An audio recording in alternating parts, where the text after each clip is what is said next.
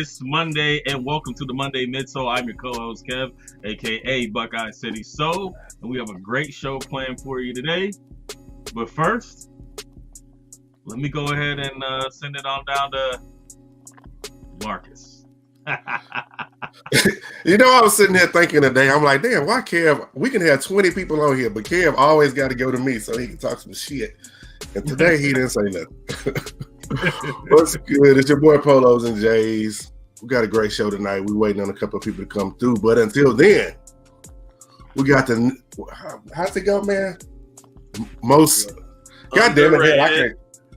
Go ahead. Never the most underrated, never duplicated, funniest sneaker content creator of them all. It is I, Skip Goes Hard, and I am very happy to be here. I'm just ecstatic like always, man.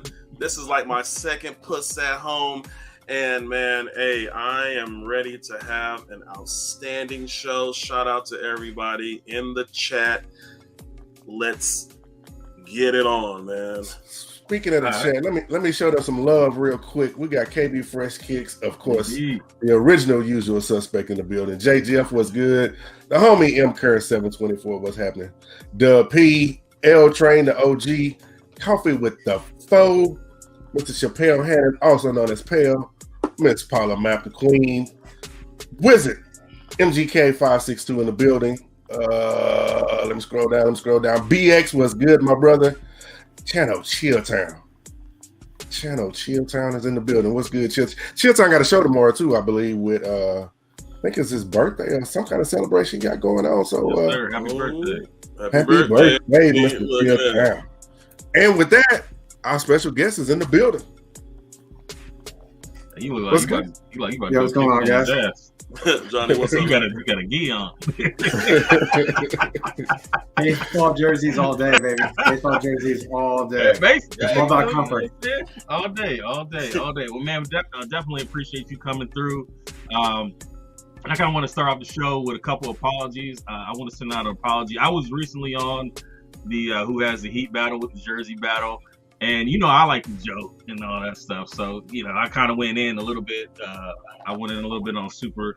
And we had conversation afterwards. And maybe I went a little bit too hard. So I want to apologize to him. And there was a jersey that he had that did come out that I didn't know came out. And then I think that once I saw that jersey, it kind of like molded how I looked at, you know, the rest of the jersey. So, you know, I apologize to him, and, you know, he accepted, and we're cool now, but I just want to make sure that I made that public. And then also, I mean, I decided after doing that I wasn't going to say too much on Saturday when Who Has the Heat had their battle, but there was some stuff going on in that one. I mean, we can get into that later, but man, this man came out with canaries. He said, I think they were supposed to be customs. Because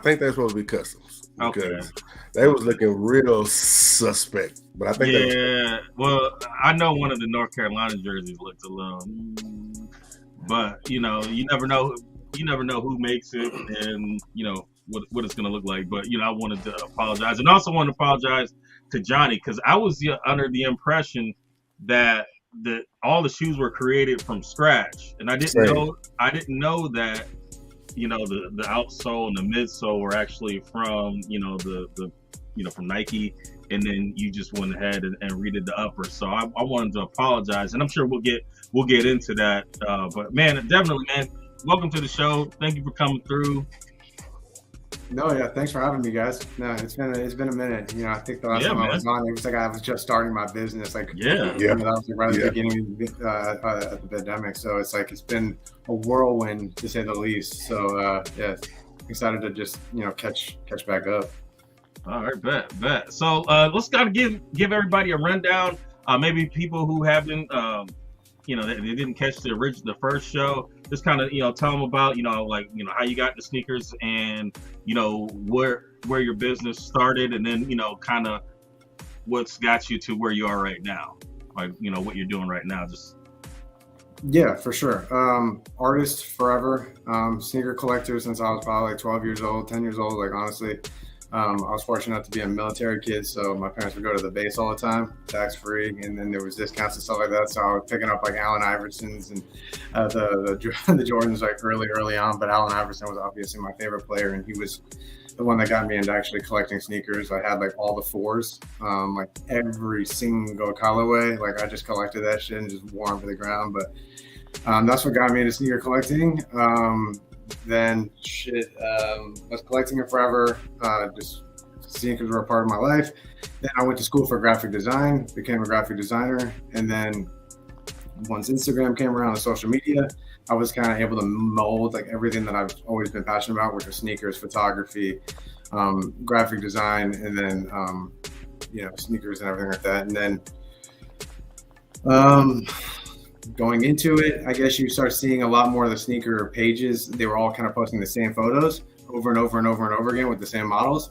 And so I basically started taking like all of my sneakers and like all the latest releases and just doing like customs, like concepts on them through Photoshop and just changing them up a lot. And like at that point, I was doing a lot of Adidas, a lot of Yeezy. And this was like when, 2015, 2016 is when I really got into the concept creating, especially once Kanye kind of got to Adidas. I was collecting all the Ultra Boosts, all the NMDs. I started really messing around with like the 40 Future technology and like all that stuff. And that's kind of where my page kind of grew. I was like one of the few people that was focusing strictly on Adidas and then concepts on Adidas. Fast forward even farther from that, I had a very unique opportunity to go out to Los Angeles and be the executive assistant and helped on social media with the shoe surgeon. That's when I got really introduced to professional shoemaking and like at an independent level, from sourcing to making these things from scratch, to breaking them down, to working with clients, to working with celebrities, to just like pretty much the entire process from beginning to end. Right. Then the pandemic hit, came back to DC, and then I basically just said, I'm going to start working on Nikes and Jordans right at the beginning of 2020, which is insane because like that took so long to like actually start working on Nikes and Jordans like as concepts. And I started working on concepts for like a couple of months. And then that's when a couple of my customizer friends were like, yo, I'd actually really love to make that. Because no one really like no customizers ever messed with Adidas stuff like ever. Right. It was like once I started actually doing random concepts on Nikes and Jordans, it was pretty quick to get all these makers to basically say, I want to make these shoes. Then I basically just started taking all of my concepts and just handing them to different makers. And I was very strategic with who I picked. These were all like the most respected shoemakers in the business, from Mosh to C's to the Remade. You name it, I pretty much went down a list and they were all like, yeah, I want to do that shoe. I want to do that shoe. I want to do that shoe. And then we just agreed to make it a business by me making the sample in my size, because I was a sneaker collector and I was now creating every shoe I couldn't have from the brand because it was like impossible to cop shoes. And so I was basically making every shoe and every concept I ever wanted in my size. And then we'd be like, all right, let's just drop it as a collaboration and then let the whole like public get it if they want to. And it was all in like a pre-order system. So everything that I learned about my business, I learned from the shoe search, as far as like pre-order system, never wasting anything, creating a sample. And then, because I was a designer, so I could design the shoe exactly the way it was supposed to be made, like to the exact stitch. And I would just send it to the shoemaker, or they would even see my concept on Instagram and be like, I don't know if you have a maker yet, but I want to make that shoe. Like I can make it look exactly like that. And then that's just kind of how it happened. And now, awesome. Since then, I think I've released like 130 releases in the last like 2 years, which is like insane.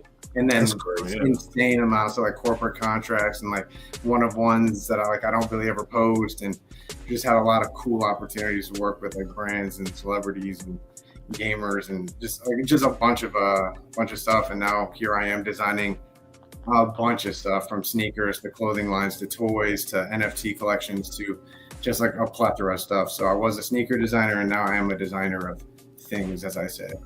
I'm a maker of things. That's dope.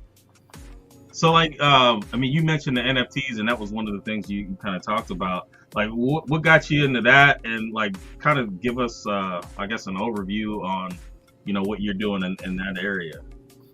Yeah. So it was, I've been kind of into crypto for a little bit, right? And I started learning about blockchain technology and smart contracts and the power of a smart contract.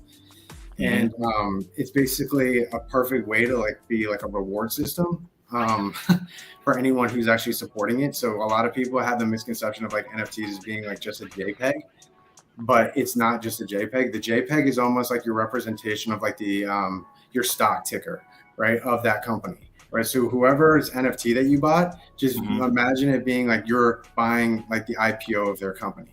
So like when they drop something, you buy it, then you're holding that digital representation or your authentic ownership of that piece on the smart contract. And that smart contract, once it is published, it can never be changed. But like the person who published it, aka myself, for my own collection, I know no matter what at any given time what wallets hold my NFT. Right. It can be traded on the secondary market anytime, all day long.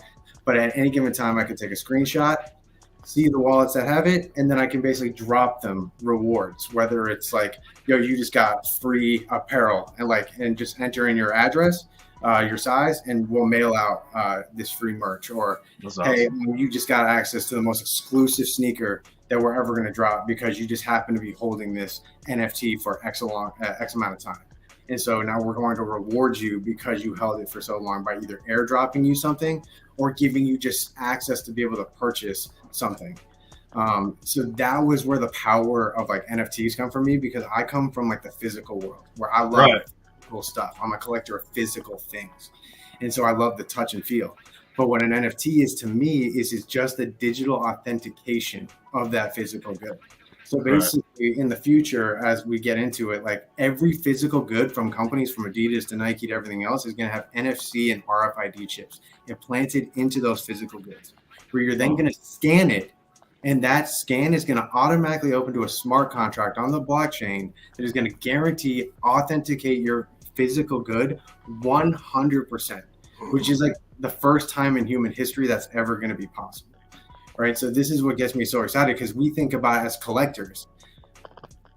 For any physical good we've ever collected, we can't actually guarantee authentication of it. Right. I don't care who you are. I don't care what platform you are. I don't care what authentication methods you use. You cannot tell me at 100% that shoe or that purse or that watch is authentic or authenticatable. Right now, you cannot. Right. So with these implementations of these RFID chips and NFC chips, basically what's going to happen is like these brands are going to start releasing digital assets. Right. And you're going to be able to hold the digital asset, and then you're going to be able to claim it or, forge it for a physical good, where they're going to then make it almost as a Nike ID kind of thing. Okay. Right? So basically can limit any shoe to a specific number. Right. So there's not going to be like, for instance, like there's 10,000 of one shoe. There's going to be 10,000 of that shoe ever made, right? And then you don't know what size, because it's not going to be full size runs. And then once like one size sells out, it's going to be made to whoever forges that physical good. I'm awesome. Specifically about Nike and what my plan is for like my company. Like we're basically going to be making everything a digital asset, where then you buy the digital asset, almost like what we already do. You buy a shoe off my website, you're buying it pre-order, we then buy the sole, we buy all the materials, we make it, and then we ship it to you, right? Nothing wasted, everything's like perfect. This is basically how everything is going to go as far as basically bringing it all in-house. You've seen it with Nike basically going everything direct to consumer. They're cutting off the relationships with Foot Locker, Champs, Finish Line not to deal with the logistics. They're opening a shit ton of their physical stores right now to do like physical implementations of like AR and VR experiences attached with like digital NFTs, and then all of it will be attached with physical goods, all for authentication. That's awesome. So yeah, imagine just NFTs as your digital authentication method to guarantee authentication of any product.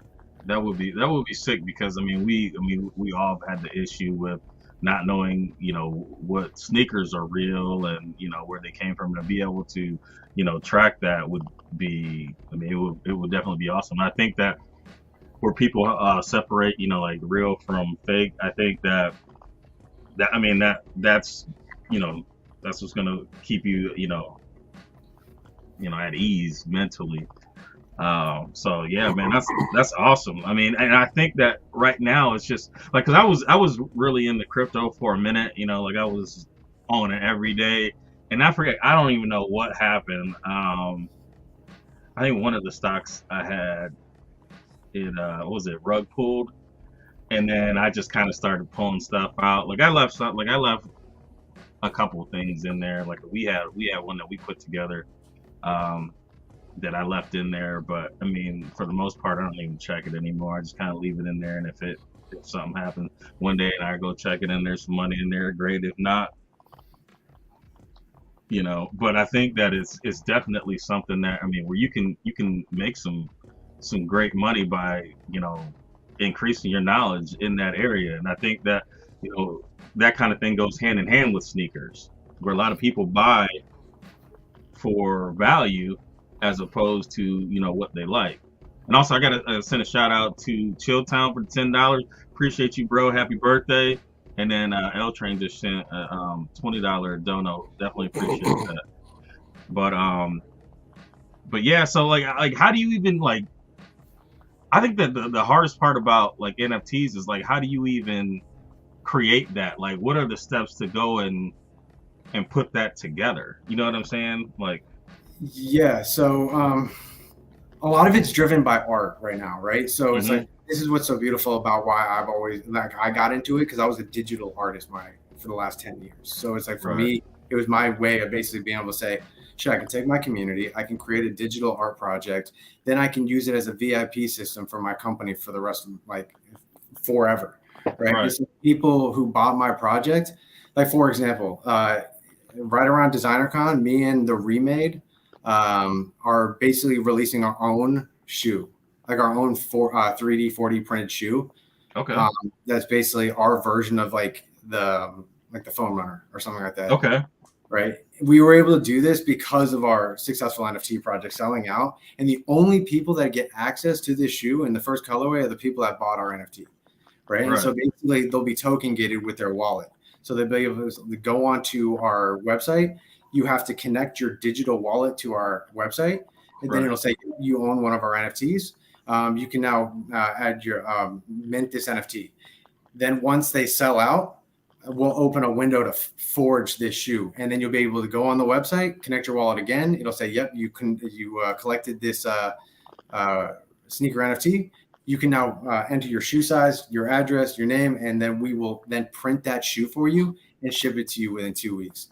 And so we're actually releasing our first original shoe this year, which is just insane to us. But like, it was all based off of the back of NFTs by basically creating them. But it's really just art by basically creating anything. And this is going to happen with artists like musicians and all kinds of other stuff. I can almost make it easier as an analogy for artists, like musicians in a way. So it's like, imagine like artists, musicians, they create album covers, correct? Right. It's all based off of a piece of art. You can release like a minted version of like 5 or 10,000 versions of that, let's say. And that's a pretty limited album, right? And an artist, like a rapper or a singer or anybody, right? They could release that, and then their fans could buy that album cover, digital representation, right? And then he could have different tiers of that album cover where there's like a gold version and a platinum version. And each one of those stages of the album could give like different access to his fans. Like, you can say like the first 10,000 people who buy this NFT get tickets to my first concert for free, or they get entrance into the concert. And then the gold ones get backstage passes. And then the platinum gets like dinner with me after my show, right? And then as it grows, that gives you enough funding and capital to get into the studio to do like an album, right? It allows you to maybe start your tour a little bit, right? It's almost creating, NFTs are almost like funding or IPOing an idea that you've always had. And if you had the funding from your community, you would actually be able to jumpstart, almost like a Kickstarter thing. Right. That's what I was thinking. Art medians, where you're basically creating any form of art or any visual art, right? It could be a moving picture, it could be a photograph, it could be anything. But then it's like, how do you give value through that, right? Right. Some people like people, it's just art. He is just applying art. But like companies like Nike, companies like Adidas, company like Gucci and Louis Vuitton and Tiffany's, all of these companies have gotten into the NFT space, right? They're going to be basically attaching NFTs to their physical goods And those NFTs are just going to represent the authentication of all of their stuff. Man, but it'll be represented in the silhouette, right? So like an NFT for Jordan will be a Jordan 1 spinning on a spin plate, right? And then that'll be your NFT. But then that'll be in your digital locker or your vault for Nike. And then you're going to collect skins, just like a video game, and you connect skins to your shoes, and then you'll be able to forge these digital assets for physical goods. Man. It's very forward thinking. Yeah, definitely, because I mean, I think that it provides a level of access to a point that, you know, we don't have. I mean, I think that we have access more now than we have before. Like when you have Instagram and you have, you know, all these other mediums where you can kind of, you can talk to people that you would go see in a concert. But I think this allows you to be, okay, hey, you know, I was a fan from day one. You know, if this person wants to say, hey, you know, I want to send this out to, you know, just my day ones, boom, like, and you're in that club automatically. You know what I'm saying? I think that, like, I mean, there's definitely a lot of room to blow that up. I just think that there's a lot of vulnerability with cybersecurity, and I think that, I mean, when you think in that way, I mean, that's going to be a nice job to be in when everything comes to fruition, because I mean, it's there. I mean, there's attacks on cyber every day. I mean, and big ones, like ones that don't get talked about. But you know, I mean, this is the next wave, man. I mean, well, yeah. I mean, if you just look at the companies who are building out the infrastructure for this, it's every company that we rely on right now. Right. From Apple to Microsoft to like Google to, I mean, every single company is building out this thing right now for the infrastructure to basically make it so user friendly that we don't even know that we hopped in. Right. I think that's where it's all going. I always try to explain it like the credit card chip to the credit card swipe. You know, how it had, like, one day we just got all credit cards in, and then all of a sudden there was a chip on it. We're like, what is this? And then all of a sudden within a week, our learning curve kind of switched over, and then everyone learned. That's basically what's being built out right now. And then once it is built out by the major companies, everyone's just going to get onboarded just naturally. Right. Okay. All right. So how can people how can they get in line to, you know, support you in your projects? Can you tell the people how to, you know? Yeah. So there's a website called OpenSea. OpenSea is basically the eBay for NFTs. It's like the number one marketplace to like buy, resell, trade NFTs. My Genesis collection sold out. Thank goodness. But it's available for secondary sales. So Johnny X NFT on OpenSea, and then you can get it on. I don't really like shilling my project, but yeah, it's pretty much if you go on OpenSea, you see it, and it's a derivative project actually of Artifact.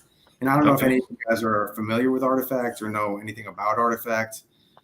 I was going to ask you guys if you like heard anything about them or. Vaguely. Mo's shaking his head, but he's muted. Oh yeah. The company that Nike bought. Uh-oh. What happened to my? Am I still there? You're good. Yeah. Yeah, you're still here. Okay. Well, something's just weird because I don't see but yeah. But anyway, the company that Nike just not just purchased, but purchased back in like December, something like that. Yeah. Okay. Yeah. So they're basically the fourth branch of Nike now. So it's Converse, Jordan, Nike, and then Artifact. And it's like Nike really hasn't said anything except for the fact that they acquired them back in like December.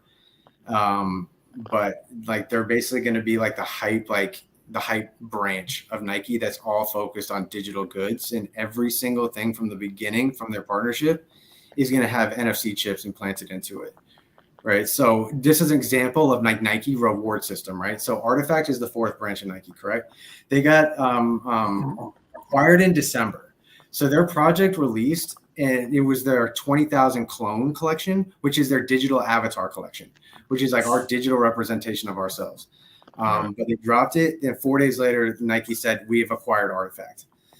And then the floor price on the avatar project just exploded. And then from then, they airdropped us our digital land in the space of a space pod, which is like a digital apartment, and a loot pod, which is almost like it's almost like a where you can like show all your digital NFTs and like loot them, and it's got literally a brand logo, a Converse logo, an Artifact logo, and a Nike logo. So we think it might be a storefront, like a digital storefront in the future.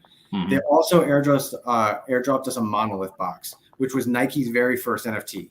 That Monolith box, we went through like a crazy quest for it. It was like 2 months based on the community, like solving mathematical equations, going through these crazy quests, going through Twitter feeds, trying to unlock this box. We finally unboxed it, and it was a crypto dunk. So there was a 20,000 digital crypto dunk that was in there with a skin vial. So this crypto dunk is one of 20,000 ever made, and it's going to be the first Nike digital sneaker that's going to be forged for a real sneaker.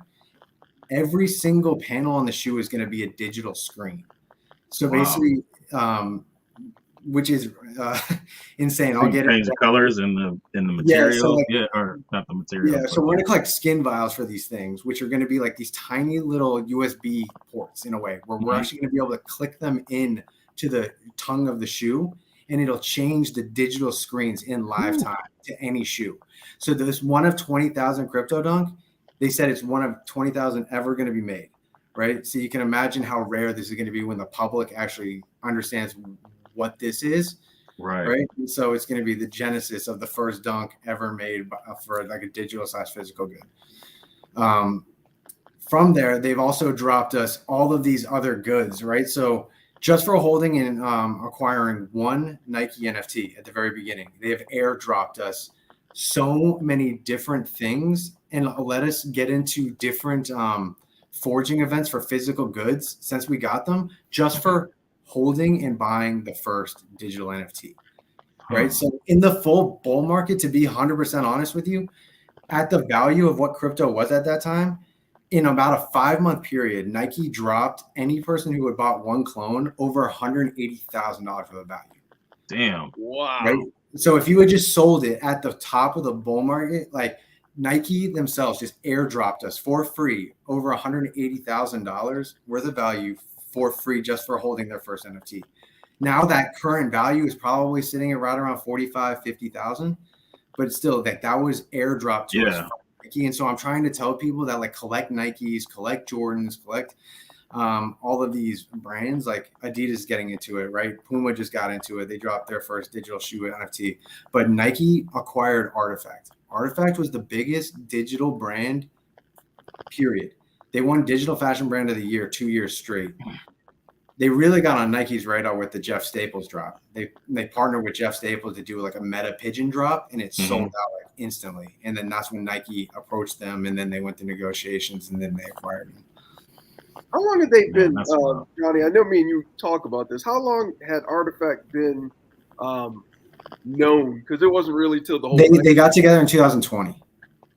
Okay, so it was only a 2-year company before, or not even that, before Nike acquired them. Yeah. Jeez. Yeah. Okay, I didn't know that. Yeah, I mean, it was 3 individual guys that came from different backgrounds. So Zaptio was the guy. I don't know if you saw him. I don't even remember when like the Avengers came out, and that dude that had the like the Avengers Endgame with Thanos' glove on, right? And he had like the Iron Man shoes that would like open up, and they were like floating, and then there was like these digital. That's one of the founders of Artifact. Okay. One of the other founders came from like VR and AR and 3D, and he worked on like a bunch of music videos for a bunch of rappers and a bunch of like really cool, influential, like cultural things like over the last like 10, 15 years. And then the other founder basically came as like a creative director for like Riot Games and comes from like really high fashion. He worked for like Louis Vuitton and like all these other brands. So these 3 dudes, they basically came together. They had a vision of the future and basically gamifying everything about collecting, almost like video games, like, and then basically connecting it with real life activity and interaction. And then Nike acquired them after they saw the crazy success of their shoe drops. They partnered up with an independent artist in the middle of the summer last year, and they did 3 million in sales in 3 minutes off the digital sneaker sales. Wow. And that was off their own version of like an Air Force One with their kind of like blade on it. And then like a month later, they partnered with Jeff Staples, and then that drop sold out like instantaneously. And then that's when Nike kind of got like wind, and they were like, shit, dude, these guys have done like $6 million in the last month off of like digital sneaker sales that basically look almost like an Air Force One. Like we need to talk about. And then they ended up just acquiring them for an undisclosed amount. And then now it's like the fourth branch of Nike, and they're just basically heading up their digital division to basically take Nike and Jordan Brand and all these other brands into the future, as far as like attaching digital NFTs to every single physical good. Gosh, I would love to know how much they got from that deal. It had to be something right. Absurd. It was like people speculate it was like $1 billion for the acquisition. I could see that, especially, you know, because this is where the future is going. So I mean, you didn't just purchase based on now; it's how far we can take you long term, and you know that is not a pretty penny. So, well, I mean, if you think about it, just this year alone, they've done over $200 million in profit just off of digital sales. Gosh, right? Really? It's literally 26% of their profit, and it's literally been acquired for 6 months. Right. So it's like if they don't think the power is moving more and more, and you think about digital skins for the younger generation, right? These kids are going into Fortnite and all these other things. The difference between these NFTs is, this is the cool thing about Artifact, is every single thing that I buy from Artifact and Nike and Jordan Brand, you're going to get physical, but then you're also going to get 3D digital files to attach to your digital avatars. Right. So the avatar project for Artifact, we got digital avatars. They've already dropped us our 3D files. So now I'm basically creating IP around my digital avatar. Right. Like, and they basically just did the first forging event where we were able to forge physical hats, hoodies, T-shirts, jackets, pants, and then Air Force Ones. We weren't able to forge the Air Force Ones quite yet. That'll become later in the year. But all of the clothes that we forge for physical goods, they're going to have NFC chips on them, so we'll be able to authenticate them through the digital NFTs. But then all of those digital NFTs come with 3D files that all of our digital avatars will be able to wear. And then as these metaverses get built out, and as we can actually interoperable with video games, we can then upload our avatars in real time into video games, and they can be wearing the clothes that we've actually collected and the shoes that we've collected. And then as you use them in the video games, just like if you did Madden or anything else, as you level up as a character, your clothes and your shoes are going to level up to give you access to exclusive stuff. That's going to be Grand Theft Auto 6. Yeah, and this is with the real world too. So your shoes and all this stuff, like it's going to be quote unquote trackable, almost like your Fitbit watches. So instead of like them saying, congratulations, you hit your 10,000 steps. No, they're going to say, congratulations, you hit your 10,000 steps. We're going to pay you. We're going to give you like drip coin to then spend in our store. Or we're going to basically give you special access into this drop that no one got access to because you just leveled up so much. Right. And this is going to be attached to every single good, from jackets to T-shirts to hoodies to shoes to everything. And this is just what I'm talking about with Nike, because this is all within Nike's patents. Right. And I understand what Artifact is doing. And we are already seeing this. We've already forged physical hoodies that are on the way. We're forging like physical goods that all have like AR capabilities on them too, where you're going to see like wings popping out of them. You're going to see like different characters like floating on top of them just with like AR capabilities. So, man, that's crazy, man. It's just hard to even think about like what the future is going to bring us, you know, like seriously. I keep trying to tell people, like, in the short term, think Free Guy. If you've seen the movie with Ryan Reynolds, like, think in the short term, Free Guy. Yeah. And then in the long term, think Ready Player One. Right. And it's scary to think. It is scary to think, but it's honestly like when you think about the younger generation growing up in digital screens and like the ownership of wanting to have digital like skins in games and spending thousands and thousands of dollars on skins, and that's only good for one game. The difference is like you actually own these NFTs and that you can take them anywhere you want. And you can take them into Fortnite. You can take them into this metaverse. You can take them into this metaverse as they like build them out. And then you'll have earning capabilities with them. Yeah, I know with was it like NBA with NBA Live, NBA 2K, whatever. Live, you know, you buy the you know, you can buy like Jordans and stuff. You know, in there and that, you can buy Jordans. Yeah. I mean, I think I actually spent money when on Fortnite. I mean, I don't play Fortnite, but when Astro World came out, I bought the Travis Scott, and I'm just like, man, you know, I was an old dude. I only bought that one, but these kids are buying all these different skins. And I mean, I play Call of Duty, and you know, people will buy stuff on there. Like my character is a Terminator. I only got them because I had extra CP because I always buy Call of Duty. And like if you buy it, like you pre-order it, sometimes they give you extra COD points. And then, you know, so I had that, and you know, so I bought the Terminator. But I'm like, man, you know, if there was somebody cool, I would spend money on it, you know. So I just think that, you know, it's just easing us into it. And they started with the kids first, and the kids are going to understand it, and they're going to teach it to us, and then that's just what's going to make it just explode even further. Yeah, crazy, man. I think it's going to come to the reward systems. I mean, honestly, when you start seeing, like, to be honest with you, so perfect example. So we just had our first forging event, right? Which was like the first season of forging. They said it was season 1.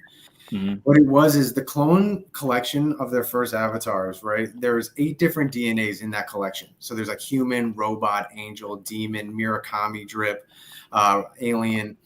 And based off of the clone that you own in your collection, right? So you can have multiple, but like I only have one. I have a human. So I was able to get the Genesis collection and then the human collection. Okay. And if I didn't have one of the other clones, I couldn't have access into any of the other collections, right? So it was token gated based off of the clone that you had. And then in that collection, it had a hat, a shirt, a hoodie, pants, and a pair of Air Force Ones.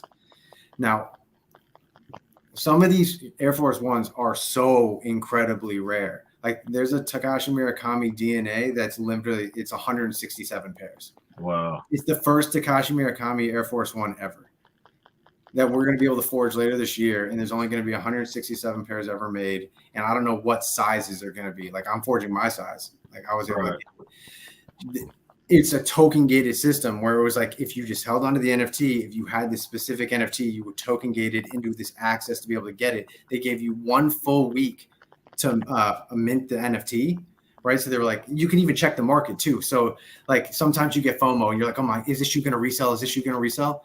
They give you a week to show like, okay, let's see how everybody mints. Let's see what the secondary sales are going to look like. Do I really want to mint it? Or am I going to keep it in my collection? And then they let you mint 2 of each. So it was like you rock one, stock one, or you could keep one and sell one, which was, I thought, really a cool concept. And then after that week long, they shut it down. If you didn't get anything, you lost your chance. Then the week long open to be able to actually forge it for like your physical thing. So then you go on, you connect your wallet, then you basically go in, you basically put your address in, your shipping, and they said, congratulations, you forged, right? And then, then whatever was actually ordered was made. And so now we're waiting for all of the stuff to be made and to be shipped to us. But it's only the very specific number that was ever actually minted and forged that's ever going to be made. So they're going to be moved. And so right now we're the experiments. I keep saying we're the kind of the guinea pigs for Nike, because Nike acquired Artifact. Our community right now is like, honestly, maybe 20,000 people total. Okay. There's not a whole lot of people. I mean, you guys are sneakerheads and you don't really even know about Artifact, and they just dropped the most exclusive Air Force Ones to ever drop, like ever. Yeah, ever.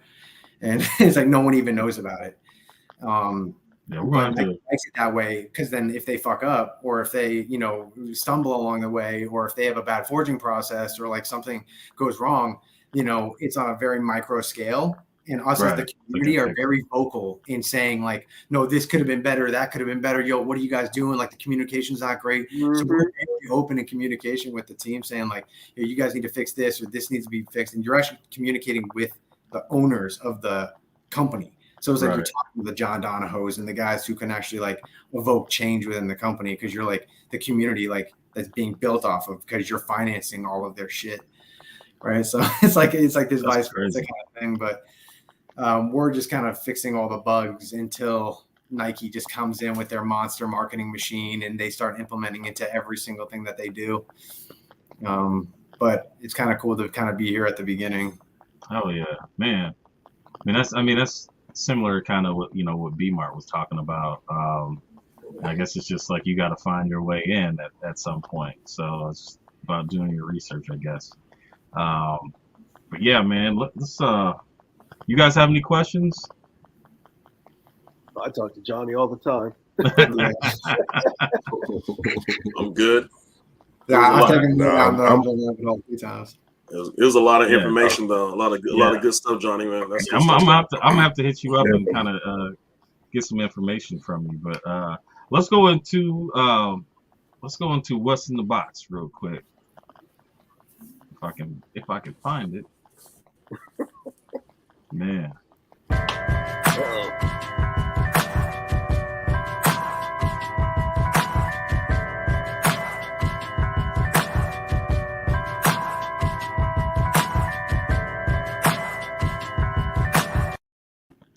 What's in the Box, sponsored by Unbox app. Hey. Coming soon to an Android phone near you. Don't say soon. Oh, well. Oh, Lord. Jesus, here we go again. You said soon before. Play. All right, so this is where we talk about the recent kicks that we picked up, and then also go through and show what might be coming out this week, because you never know what's coming out, because some of the stuff that they showed already is out. So WP right, man. WP right. Android people need to get it together. Oh, see, I ain't even logged into the chat. Sorry. I think my brother, he had posted something today, and he was just like, has anybody, recently gone from Android to iPhone, and how was it? And I said, man, I did it 10 years ago, and I haven't looked back. I had any problems.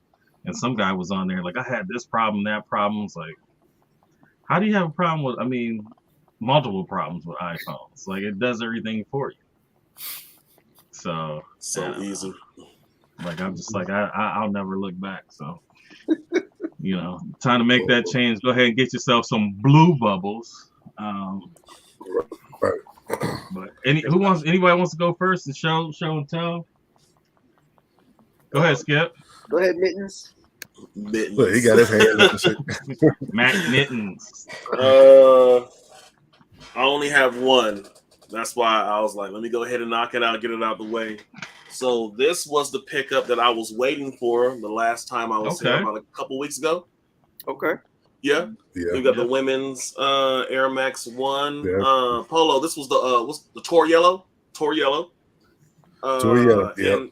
Were those extended sizes? Yes, sir. Oh, okay. I was about to say, because you wear like my size. How you got that shoe?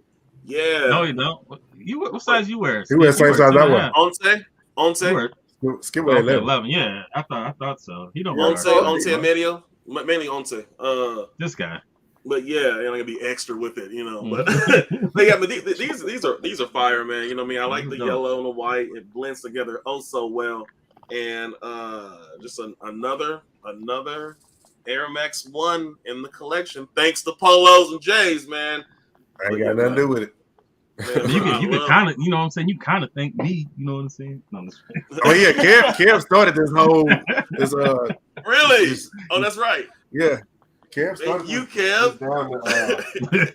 Thank you, Polo. The Air Max rabbit hole.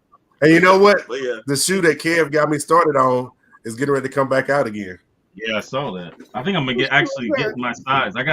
I bought a 12 before, and them joints are too tight, so I might. I remember you saying that.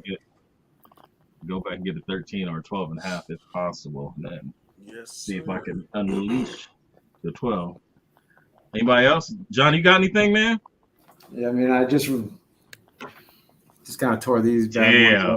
Oh damn! Hold on. Oh damn! Put that on me. Go ahead. He should have gone last. That's what we should. Yeah, no, right? Ooh, I like that. Crazy. And then this whole thing is so I tore the shit out of the bandana. I love my stuff frayed. So like a lot of the shoes that I've been making lately are like DIY. So it's like I've been doing like the multi-layers. Like I don't know if you've seen like all like the crazy bandana Travises I do with Yankee Kicks and shit like that. But with these ones, this is all light wash denim underneath. And then this was like red bandana. And then it was basically the same red bandana we had back here. And then this was made from Louis bags. That's fire. Okay, so the red part is LV too? No, so the red is just a bandana that we ended up making. Okay. And then the LV comes from like the actual that's dope bag. Though, man. That's crazy, man. It's hard leather on the inside. Damn. So that's all leather then, Johnny? Yeah, and so I actually tore the top. Yeah, no, so the inside is leather. So like the insole is leather. Oh, nice. Got that luxury. Okay. And then even the tongue. So like we tore the tongue apart, right? So you can like peel the bandana away if you wanted to. But I like my stuff I'm all frayed up. And so I've been wearing these the last few days. And then I picked up a crazy pair that like I feel like a lot of people are just sleeping on, and I was too, because I didn't really even know about it. But these. Okay. Oh. Yeah, I think you can unscrew that back out. Yeah, so like this whole back part is unscrewable, and then like it comes with like extra back pieces. Okay. Extras? Oh. But I've been focusing on like manufacturing and stuff like that, and focusing a lot on 3D and 4D printing since like we're actually releasing our own shoes. And like the capabilities of this shoe, like honestly putting like rocket boosters and like all kinds of crazy stuff on the back of this thing, or like I was thinking about taking this whole cage off and putting it on like a dunk or like a Sakai or something like that. Because tell me what you think about this, honestly. You know, it'd be fire if you put that on the back of a dunk, but made like a Ghostbusters. I was just kind of like the proton pack. Hell yeah! So it's like, yeah. Oh, that's dope. I wouldn't even thought about that. That actually looks pretty good. Yeah, it does. Right, something like that, where it's like you could just. And the thing is, these could literally be made out of like rocket boosters. I was honestly thinking about making a dunk, and then because like the albino lobster friend of family is coming, and you know I did the Jordan 1 a long time ago, but then they're creating something like this, but like lobster claws, like coming across the look like this. Right, so that would be fire. I'm gonna be really experimenting with 3D and 4D printing technologies, especially on like just I don't know, man. There's just so many possibilities of things that we haven't even done yet. But that shoe really intrigued me. Acronym killer. Damn, that's crazy. Yeah, that is hard. I feel Johnny, bad. Johnny, the Louis dunk that you made, that dunk. What did you like? Which dunk is that from? Was that like just a regular plain Jane dunk? Yeah. So we use the Chicago dunk. Right. Oh, Chicago dunk. Okay. Yeah. Okay. Oh no! Oh, I love those too. Right. So basically, we just take the sole, and then this is what we're doing a lot lately. We've been focusing on trying to upcycle it. So what we've been doing because I work with so many different makers, but we actually collect and save the uppers of the shoes, and now we're like upcycling them to make like pants and like crossbody bags and like all kinds of crazy stuff. Okay. Yeah. Okay. So we're not wasting the uppers because some of the shoes that we buy, especially like the Sakais and like a lot of Jordan 1s, a lot of dunks, like the uppers are really dope. And so it's just like that. It's because some of them are like honestly sought after releases, you know, and stuff like Canada's, all these other things. It's like we're literally just buying them to tear them apart just to like remake something like this, right? So that's badass. But I mean. Yeah, quality. Yeah. It's definitely different. I need something like that for sure. I need something like that for sure. That's crazy. But I mean, I think that's what's so cool. Anytime you guys ever have an idea about anything that you've ever wanted, your own logos, your own stitching, your own materials, like literally you can send us any materials you've ever thought about wanting to have. Like if you just had like vintage jackets laying around or like literally anything that you've ever wanted to make, we can make. We've kind of gotten to that point that on any silhouette, really, you want a Travis Low, you want a Travis High, you want a Jordan 1, an Off-White, a Dunk, an Air Max 1, Air Max 90. I mean, you kind of name it, we can make it. We're now moving into New Balances. So, I mean, yeah, there's a lot of different silhouettes. I need a LV Jordan 3. So we're finally found a guy, All Shoes Matter, that can do back heel tabs. That guy is a legend. I don't know if you guys see his work. I know who you're talking about. Finally making back heel tabs that are like worthy. So, I've seen some of his work. Yeah. That's dope. Jordan 4 something or other. Because Jordan 3s and 4s are like some of the shoes. I really want to do the Yeezy 2s, the Yeezy 1s and 2s. Yeah. Just because, like, you know, it's been very limited and those shoes just go for so much, but we can easily do them and, you know, charge way less than even the retail price. And we can make them weights and anything you'd want. So, didn't you do one of those, Johnny? I swear I saw you do a. So we did. Okay, so this was actually a recent one. I remade it on a Jordan 1 because it's one of the Yeezys that I've worn in my entire life and I can't get and I refuse to pay. Okay. That's it. I was going to say, I've seen one of those you posted. Okay.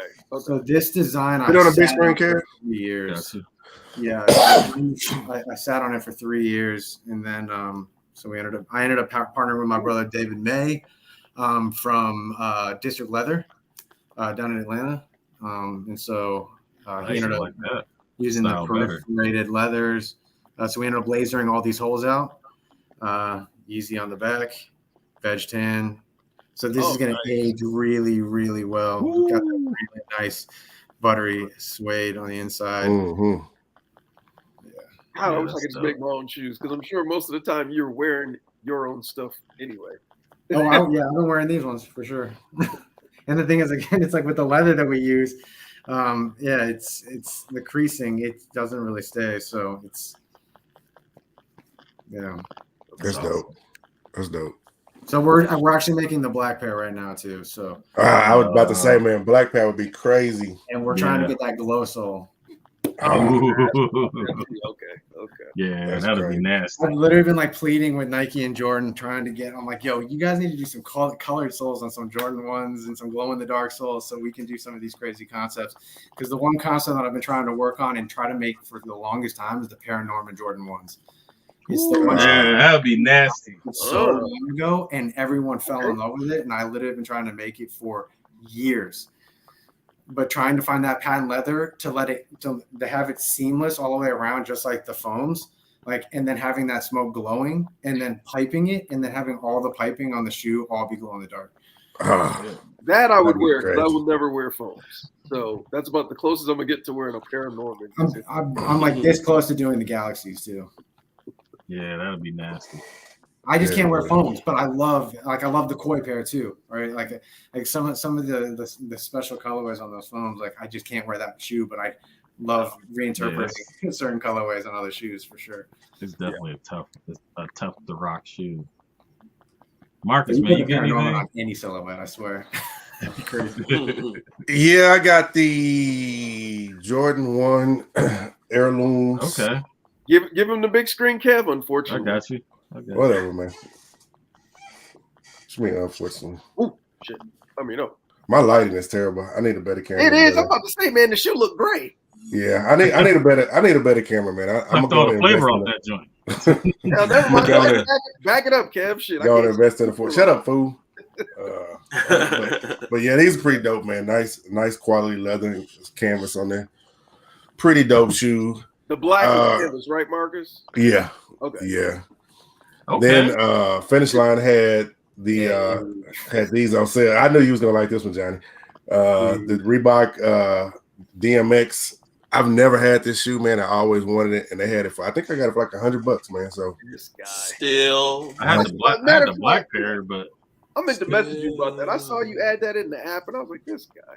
I sent you out a link when I don't when they went on sale, and that's what I was going to ask you. I was like, I don't even remember seeing these come out. Man, why is my color so bad, man? Does the DMX work? You ain't put from what I read, no. Okay. From what I read about it, no. But damn, this lighting is bad. Is that pink and this is the fossil pink dunks. So Marcus, slide it to your left a look. No, that didn't work either. I don't know why my lighting's so bad. Yeah, it ain't usually that bad. It's probably my monitor that I got over here. It's probably what it is. Yeah, it just looks like it's extra lighting. That's probably taken away from. I think that's what it is. I think it's this monitor, this secondary monitor I be using. But oh well. Yeah, that's all good. You can send me pictures later. I ain't sending you shit. He's gonna send you pictures of him just wearing them shoes, and that's it. Hell no. And then last but not least, I had to jump on the wave today. And hey, are you in McDonald's? Yeah, man. This is what I least wanted. I want fucking Grimace. You know what I'm saying? So I guess I'm gonna keep on taking my ass up to McDonald's until I give me a Grimace and shit. But I think I got Grimace, Polo. I really do. I think I got Grimace. We'll have to whatever we all get, man. We have to swap them out and shit if we all get duplicates and shit like that. But yeah, I need all of them. I guess said, look, they made me. Now, Mo, you get anything? I ain't even at my house, so no. I did get some, but I'm not there to share. Oh, and then I got a pair coming tomorrow. What you got coming? The social status penny twos.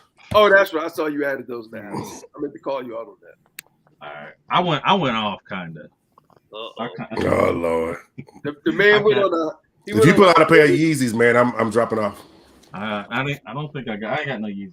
But I do have some. I got some Tom Sachs. Oh, okay. I want them. All right, Tom. Did you go to Kohl's? Nah, I bought these before. I knew they were gonna be at Kohl's. Oh. So I had purchased them. Yeah. So yeah, I got these. What you think? I like them.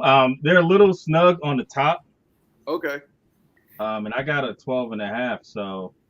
Oh damn. Yeah, they're a little snug on the top. But I mean, I wore them. We went to the Jurassic Park thing on Friday, and I wore them, and I mean they were all right, but it was a little bit of stuff on the top.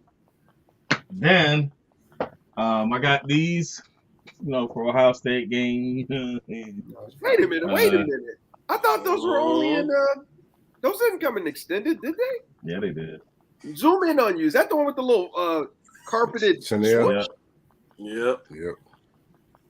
Those are fine. Those are hard. Wait a minute. My daughter got a pair of them hoes hard. Look at that. Yeah, I thought those were only women. I didn't know they came in extended. I got them for myself. Yeah, I mean they are women's, but these are 13 and a half. Wait, are these 13? These are 13 and a half. Those are clean. Yeah, I didn't. Oh, okay. So, I'm gonna have to check. So yeah, they do, but they're limited, kind of. I mean, with the larger size. So I was like, let me go ahead and do it before they go crazy. Because I mean, they're kind of similar to what was the pack with the shit, air shit. The air shit, yeah. Except for they got gray in it. So I'm like, Ohio State, with the OG high, yeah. And I got the UCLA. I want them too.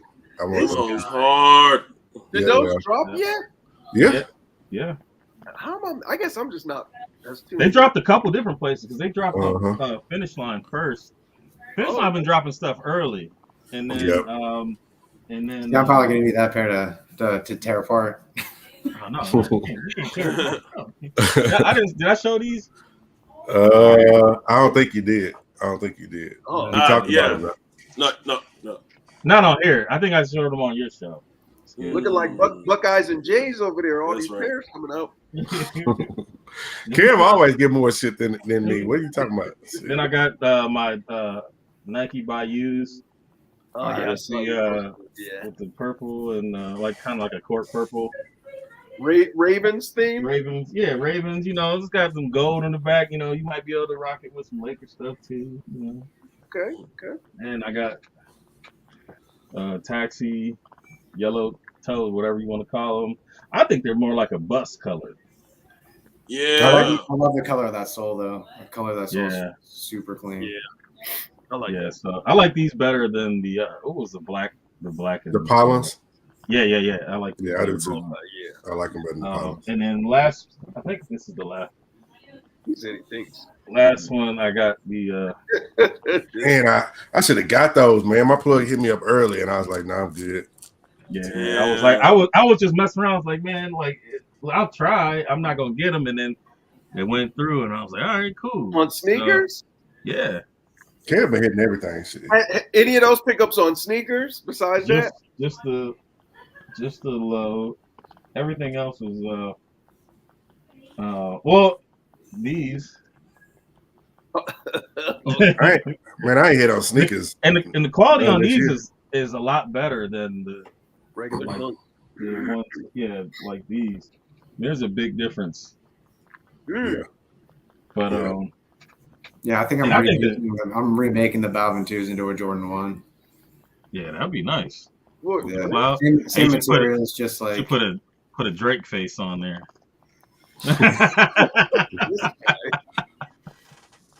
Oh shit! Speaking of Drake, I think these Air Force Ones are coming here soon. Man, I hope they start showing him some love, man. They be doing my boy dirty with this. I know his Air Force Ones are coming soon. I think they're supposed to drop on like November 1st. So. Oh, are they? Yeah. Make them like Louis Vuitton. Right. But let's see here. Do y'all want to go through what's going on, or do you want to get into topics? Yeah, let's get into topics, man. Because there's not really anything. So which one do y'all want to start at?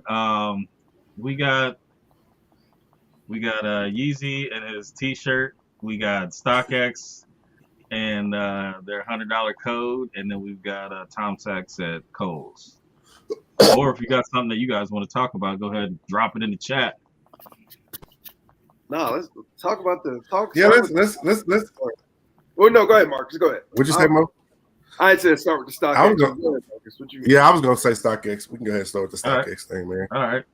Well, if you don't know, StockX secretly released a code that got to everybody that if you put it in, you got $100 off with no minimum. So there were a lot of people who were putting in the code and getting stuff for free, basically, because if it wasn't $100, then but I think they canceled most of those orders.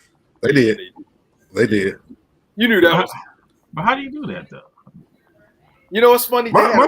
They had a Reddit subthread that somebody sent me about how StockX says once a seller sells something, we cannot cancel this, right? But in this instance, they could.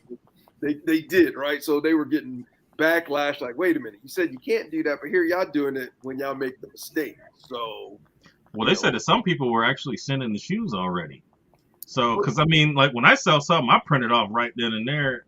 I mean, but it was only a few hours though. That's the thing. It wasn't. So if you sold, if you ship something off that quick, I mean, which you can, in the thread it said, you got to contact them and they'll make it right.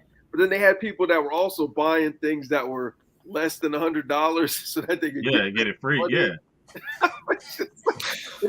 But then people are really mad. Like, that's gonna happen. Like, but you know how like if you go to a store and something's advertised for a price, and then they have to honor it. Now they may change it after you leave, but like they have to honor that price. That's the thing. Is like, what I've learned with StockX is they don't honor anything. Like anything. How many years have we used this app? I mean, or this platform? Do we know for a fact they are going to be the first ones to F you over? Like, and that's the thing. You would think that they would just let it slide as publicity. It shows kind of like they can afford it, right? $100 off of 50,000 canceled orders. I mean, they can afford to do it, and at that it increased some of their sales. Now, in the instance where people are getting money back, I mean, I can see that. You know what I'm saying? But if I got a pair of shoes for $20 afterwards, I mean, it's $20, and like I went on there trying to get it. Somebody. Oh, you did? But you didn't tell us about it. Listen, but because it didn't work, somebody hit me up. It was like, yo, I ordered this. Check this code out on StockX. Hurry up now before they catch on. I went on trying to find a pair of dunks I looked at the Jackies, the Phillies, the Dodgers, and I said, let me try the code, and it said expired. And that was in a matter of me, like 15 minutes of me getting the code. So there was nothing to say. But yeah, I tried. Shoot, trust me. I was definitely gonna try. You ain't send it to nobody. When do we stop messing with StockX though? I'm done. When do we I haven't bought anything from them in almost 2 years. I don't even look on their one time I look on their site is to make sure that I'm not out of line with where I'm getting it from. Like I've been using Go. Flight Club and Go Flight Club, same thing. But sometimes the prices are different, so check on both of them. Yeah. Because, but yeah, I'm like, and if it might have like a shoe that has a defect, like the box might be messed up. Well, then I don't use the box anyway. Right. Send me the shoe as long as it's legit. Yeah, I'm done with stuff. It's so hard, right? We say this, like I keep going back to it. It's like we say, it's like if it's authenticated, and it's like, dude, I don't care if you're GOAT, your Flight Club, your Stadium, I don't care who you are, man. You're passing so many fakes through your shit. It's not even funny. Oh yeah, you literally can't even tell me. I just because I've worked so closely with so many different factories, and so I've seen every possible tier of fake all the way through. I mean, these fakes are better than Nikes. They're better than Jordans. Like I'm telling you right now. I mean, they have no flaws because they're competing with them. Right? They're competing directly with them. And so they know that they have to make their quality the same, if not better. And so it's just like with that, these companies are training nobody. They are having kids going through 1,000 pairs of shoes a day, not checking them at all. Like the companies that I know that are truly like trustworthy, they're taking one person and they're studying that shoe for 20 minutes to make sure that it's good to go through their system. Right. Because they care about their reputation. It has gotten so point to like it's just a joke at this point that we know that 30 to 40% of the shoes going through StockX are unauthorized fakes. But we don't care and we don't do anything about it because we're just like we trust StockX because StockX is the big name. Right. Well, eBay Authenticator, they're eBay. They gotta be telling us the truth, right? They gotta know. Right. No, it's based off of a trust factor off of one human to the next. There is no like saying like, oh, this is real. That's why when I tell people, look behind you, look at your collection. If you're buying off the secondaries, there's a good chance a good amount of those shoes are unauthorized. Yeah, I mean, and I wouldn't say you're wrong on that one. I think that we use it as a security blanket. We're like, well, hell, I bought these from there, you know. So yeah, it's hard, right? It's hard. It's like shit. It's like good old peace of mind. It's peace of mind, yeah. Yeah, I mean, but like StockX though, StockX used to have the best prices, and then all of a sudden, you know, they wanted to add all these little all those prices and all that stuff. So it's just like, I'm good. I mean, I'd rather not get it than to, you know, mess with them. And then if you have a problem, they will turn your account off. They do nothing.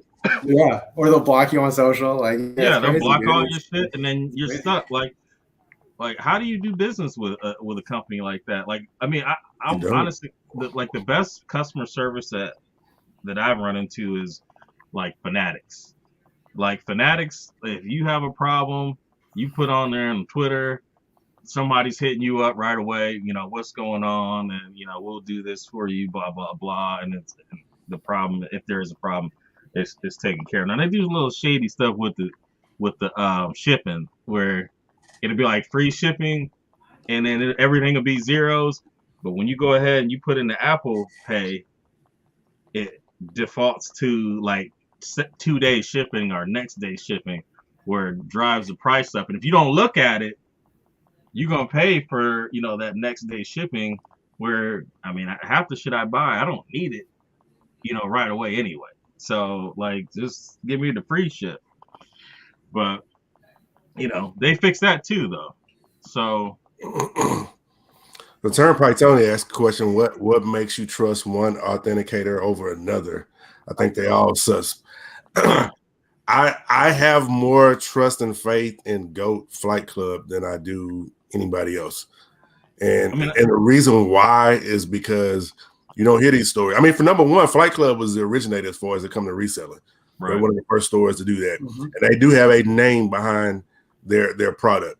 So because of that, because of who they are, I kind of put a little bit more faith. Do I trust anybody 100%? No, I don't even trust going to Nike and buying a shoe 100%. Oh yeah, no. Like the story I've told a million times, like Johnny is saying, these shoes look exactly the same. I can get one of these unauthorized shoes, take it back to Nike. Nobody working in the store knows how to authenticate it.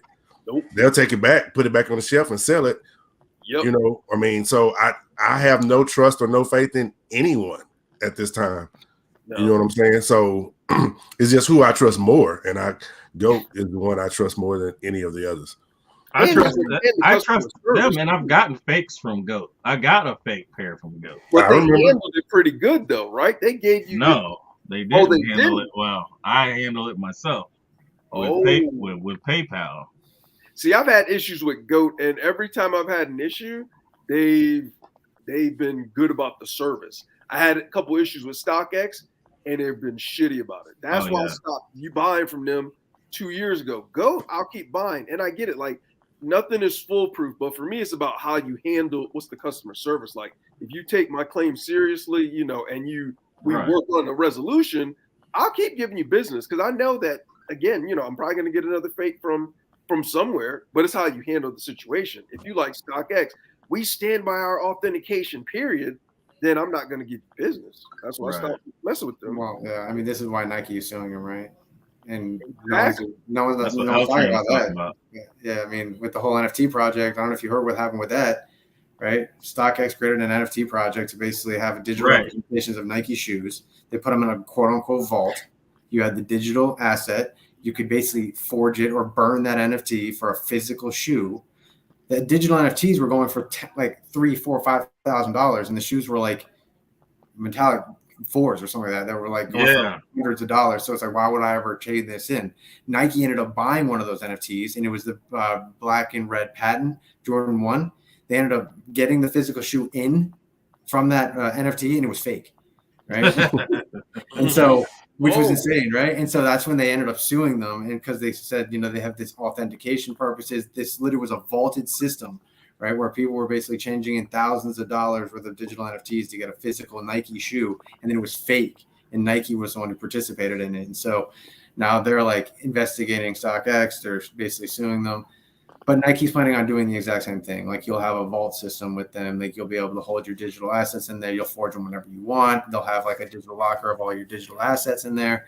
And then, you'll be able to buy, sell, and trade digital assets you'll never have to actually hold the physical anymore. basically like reselling on steroids. But you'll be able to resell it based off the token gated access that you participate in with Nike, right? So you hold one of their NFTs long enough, you get token gated, you buy the shit, and then you can resell it if you want, or you don't. You'll choose when enough you want to buy it. They'll just say you have access, you want it, cool. If you get it, well, you just bought one of the most limited things. Once you get it in, you can resell it or you can keep it. Right? Yeah. Because right now with the sneakers app, look at what I have with the sneakers app. I can't cop anything off the sneakers app. They're trying to make it more interactive so you can cop stuff. But the reason why I started making customs is because I can't cop any Nikes like at retail. Yeah, exactly. Like from the brand. Like I kind of gave up on trying with all these other like tier 0 accounts and trying to do it online and going into stores. I just know it's impossible. Right. Or very, very slim possibilities. I don't know how you guys cop shoes, to be honest with you, but it's so incredibly frustrating for me. But it's like with this reward system, they were trying to say, the more you interact with the app, the more possible access you can get. They're basically saying this is the way to fix it through digital NFTs, because you can prove exactly how long you've actually held that NFT for.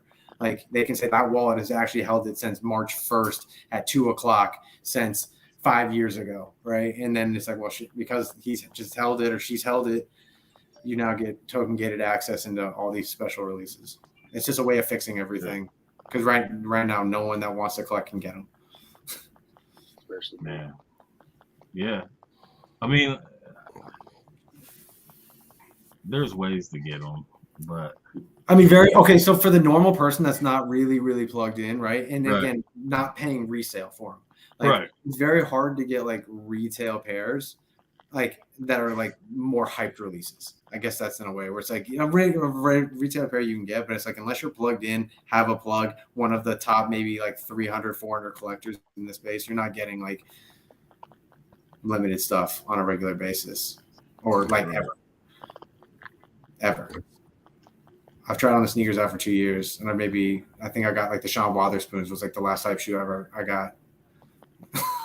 Man, hey, at least you got a hype shoe, And I literally try all the time.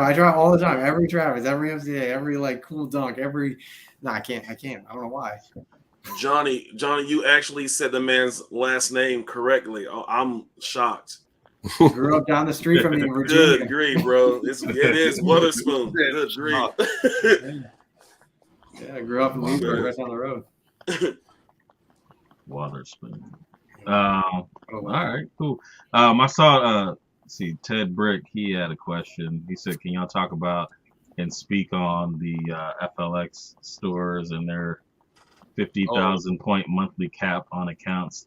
Listen, I deleted that app back in, was it 2019 when they dropped that pack with the ship? No, FLX is beyond garbage. I deleted that app, and I have not looked back. Once I loaded up all the points, I thought if they allowed you to at least load in your points and you don't hit and we give you the points back, I can understand that. But when I loaded them all up for the first time and then I didn't hit and then I was at 0, I was like, yeah, I see where this is going. You're trying to force me to keep spending all this money and buying and get points. Yeah, and then you get no reward for it. I mean, they allow people to go, like my mall. There's guys that go to Foot Locker with trash bags. Right? And they walk out with trash bags full of Jordans, Yeezys, all this stuff. At least they were when I was buying from the FLX app. I don't know how many accounts they had, but it was 2 dudes, and they would always be up in there every time I go there. Yeah, they were there. Same here, and I think that speaks to Ted Brick's question about the 50,000 point monthly cap. Like Kev says, when you're going in and you're seeing these same guys, those guys are buying enough where they can have 200,000 points, 1,000,000 points on the app. Yep. So as long as those guys are consistently buying 10 and 12 pairs every week, you don't have a chance to win anymore. Exactly. So it's smart to put a cap on it. Now, me personally, I wish they went back to the way it originally was before it became Flex, when it was a Foot Locker app. I had a chance. I mean, I hit on every damn shoe except for probably one, and that was only because it was only 2 stores in the whole country that got that shoe. Other than that, I mean, I hit on it all the time. So when it became Flex is when it kind of started to mess up for everybody, where the people who the resellers are basically the ones who are able to buy all the shoes now. Right. So, I think they just need to change that, huh? Yeah, it just makes it not fair, man. I mean, and Finish Line's been messing up lately too. Like Finish Line, it'll send me an email saying that, oh yeah, you have access to this or whatever, because I got one for the 4s. Yeah. So when I go on there, it says hang tight. When you sitting there hanging tight, everybody else is copy. Yeah. And then it's just like, oh, it's sold out. Like, how did it sell out? Like, you don't even know which store I want to pick it up from. Yeah. You know what I'm saying? I've never hit on Finish Line. I had been for a little bit. Like, I think the last thing I caught was the Cool Gray 11s. But like, I mean, Finish Line's app is so janky. Like, when you see that hang tight, you might as well hang it up. Yep. Because you're not going to get That's anything. the same thing as when the cop tells you to hang tight. You going to jail or you getting a nasty ticket. Hang tight here for me. Like, I'm gonna tell you, you're going forward from what I see, from what I've been seeing on my end, the boutiques are your go-to to get shoes now. Yep. It's not going to be the Foot Lockers and the Finish Lines. It's the boutiques, right. And I think Nike is also catering to the boutiques, sending them the pairs, just like the Heirloom. That was strictly a boutique. And it was a couple of stores like maybe DTLR and Shoe Palace that got them. Same with still has them. Most stores still have them in stock. Those things, yeah, they made a lot of pairs, because the place that I got mine from, the boutique I got mine from, man, they had walls and walls and walls of shoes, and it's going to be the same way with the what's the name of it? The Lost and Founds. I heard that too, because I saw somebody. Really? Somebody had them. Somebody had pre-orders for $320, and he usually goes up a little bit more. So I mean, once I saw that, I was like, all right. These are gonna be out there because now it's not gonna be easy to get. Right. 320? 320. It's not gonna be easy to get as the Heirlooms were. 350, 320, 350. But still, like, but no, I don't think they're gonna be as easy as the Heirlooms, because you can get Heirlooms right now. I think they're gonna sell out the day one, no problem. Yeah. But I think that they're just not gonna be as hard to get as, say, the 2015 pair. Or even the Spider-Man. I think they're going to be easier to get than the Spider-Man. Now, I don't think you'll be able to get them at Foot Lockers and places like that. I think it's going to be regular boutiques, but I think the boutiques are going to have a huge inventory of them. Like I said, the Heirlooms, the shop here, man, they had a line for them the day of, the day after, and they still had pairs left. And I'm talking about a long line. So, I mean, they had to have, a couple of thousand pairs, I'm assuming at least. And it's going to be the same way for the Lost and Found. So, and I'm just saying that, just put that nugget in your ear. Start looking at your local Tier 0 boutiques, your Social Status, Armand Meuniers, Sneaker Politics, Kith. Those are going to be places that's going to have a large abundance of those shoes. And going forward, I think that's kind of the way Nike is going. They pull out of a lot of the Foot Lockers and Foot Actions and Champs and stuff like that. And they're going to be doing most of their stuff through boutiques, as well as opening their own stores. They're supposed to be opening a bunch of stores next year. So, stop depending on your Flex app and start building them relationships with your local boutiques, man. I never been to we got a Nike store here in Columbus that they just made maybe like a year ago or so. And I still haven't been to it, because when they have the access on the Nike app, I'll be sitting there waiting. I'm like, there's not that many people in Columbus that's just sitting here right now at 3:00 during the day, trying to get these damn shoes, and it's just like sold out as soon as it goes on. I'm like, man, what's the point? That's bots, man. That's because there used to be a time when they first started that Nike release. I hit every single one. Boop, I was in it. But now I can't hit one, and I'm saying it's the bots. Because I know there's a couple of local resellers that's here. Whenever they do that, they post that next day with 20 pairs standing outside the store. So, I think that they should. I mean, if they really care about that, how are you gonna sell all these shoes to one person?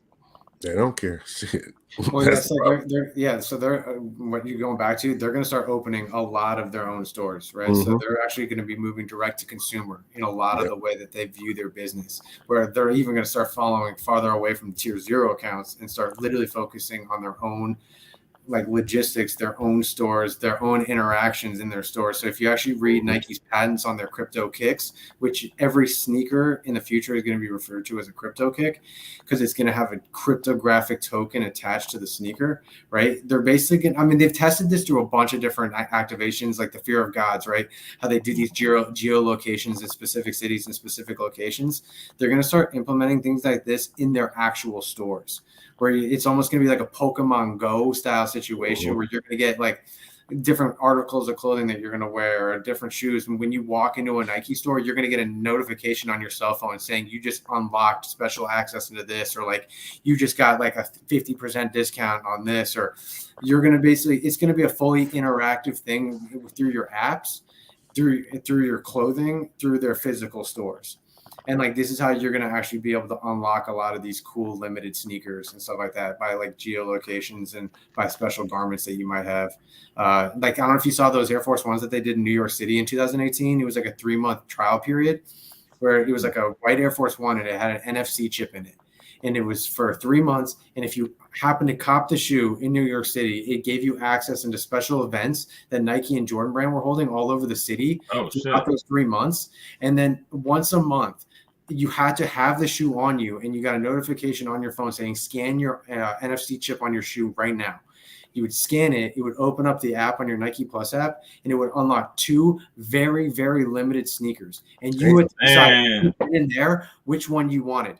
And you had to act now because everyone in the city who had that shoe got that same notification. And then you literally had to tap at that second, and then you just got an extremely, extremely limited sneaker.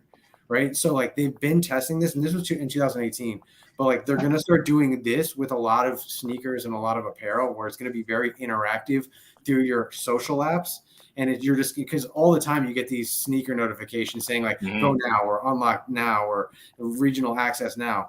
It's going to start doing that through your phone, but like you're going to be getting it through notifications through either active apparel that you're wearing or just going into physical locations. And people are going to be at SneakerCon. And they're gonna get that little that alert, and you're gonna see some people that ain't syncing their shoe up. You're like, why you ain't syncing your shoe up? Mine broke. Did you see what they did at ComplexCon a couple of years ago? Did you see what they did at ComplexCon a couple of years ago with the Couch Murakami merch and like the Pharrells and all this stuff, like in specific sections in the event? Like if you just happen to be in that one section of the one event during that exact time period, you could like unlock your phone and like get this very limited Takashi Murakami piece. I mean, you'd have to purchase it, but it just kind of gave you these accesses to like limited product, just depending on where you were geolocated to your phone. Man, that's technology. Yeah, it's. But yeah, all this is in Nike's patents. Like these are all coming from Nike, not my mouth. So. Let me clarify. Do y'all want to get into? Y'all want to talk about Yeezy or anything? Or let's talk about his ass for a second. Let's touch on it. I gotta go up and sing happy birthdays. My daughter's 18th birthday. Okay. She wanted to go get a tattoo, so I think she just got back. So. Okay. Yeah, we got happy birthday. Happy birthday. But yeah, today. I'm gonna let y'all talk about this clown. Yeah, Yeezy. I mean, I don't know, man. I feel like I'm just disappointed, man. I mean, like, I think that, like, I mean, this is kind of, I guess, a hot take because sometimes when I think about it, and when he had the red hat on, you know, I had a certain feel about it.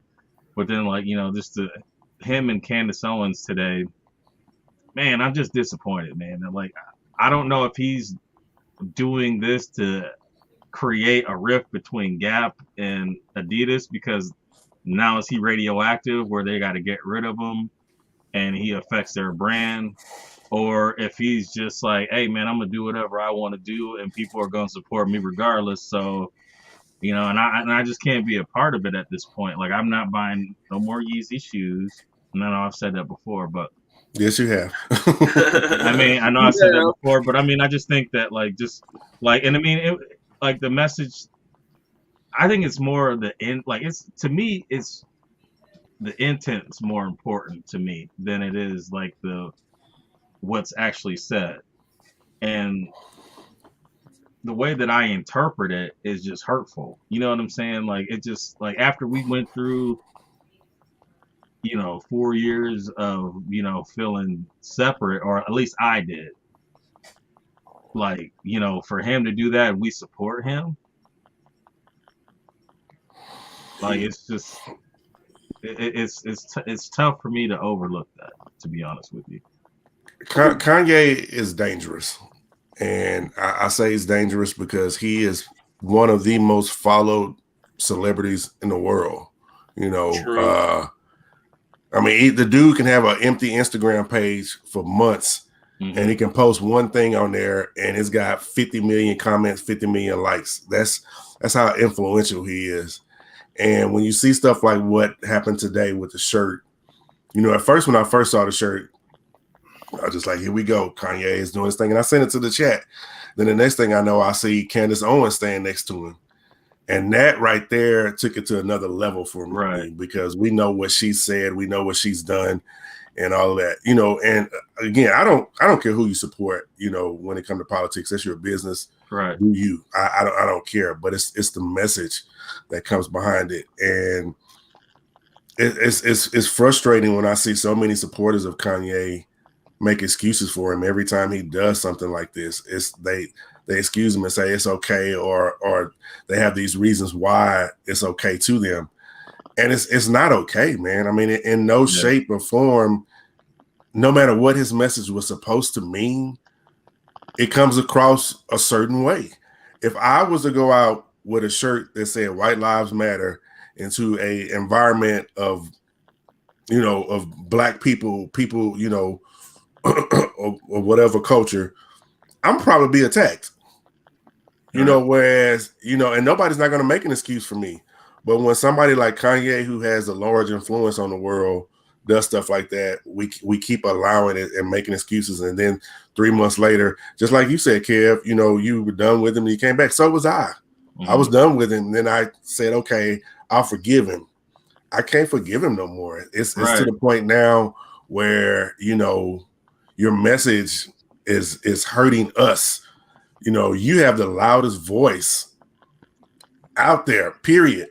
Probably except for LeBron, and you're giving out a horrible message. And it's not to say, don't take this the wrong way of do white lives matter? Yes, of course. Right. Do brown lives matter? Yes, of course. Every life matters, but the message is not saying, black lives matter more than white lives.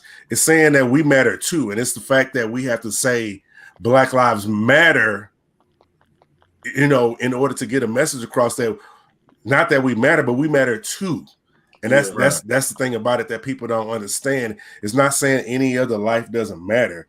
It's bringing recognition to the fact that out of all lives, it seems like our lives don't matter. Right. So we have to make this message and saying our lives matter as well. And for him to come out and say this, it's hurtful.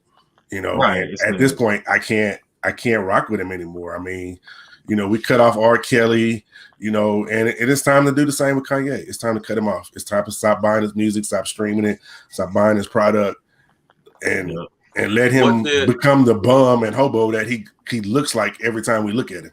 What did Kanye do for y'all two to forgive him? I think y'all said that y'all forgave him. Like, what did he do for y'all two to be like, you know what? I'm gonna give him another chance. I think he had an interview, and I don't know, man. I think that maybe I saw something like, in the interview that like, all right, man, maybe he is misinterpreted, but still though, like, I mean, it's still hurt. You know what I'm saying? Like, when I see people, wear that red hat, that's like, you know what I'm saying? It's a trigger for me. Mm-hmm. And I mean, that's fine if you want to vote for him and everything. But I think that when people are over the top with it, then they're trying. It feels like their intent is to provoke. So it's just like, man, like, I don't know.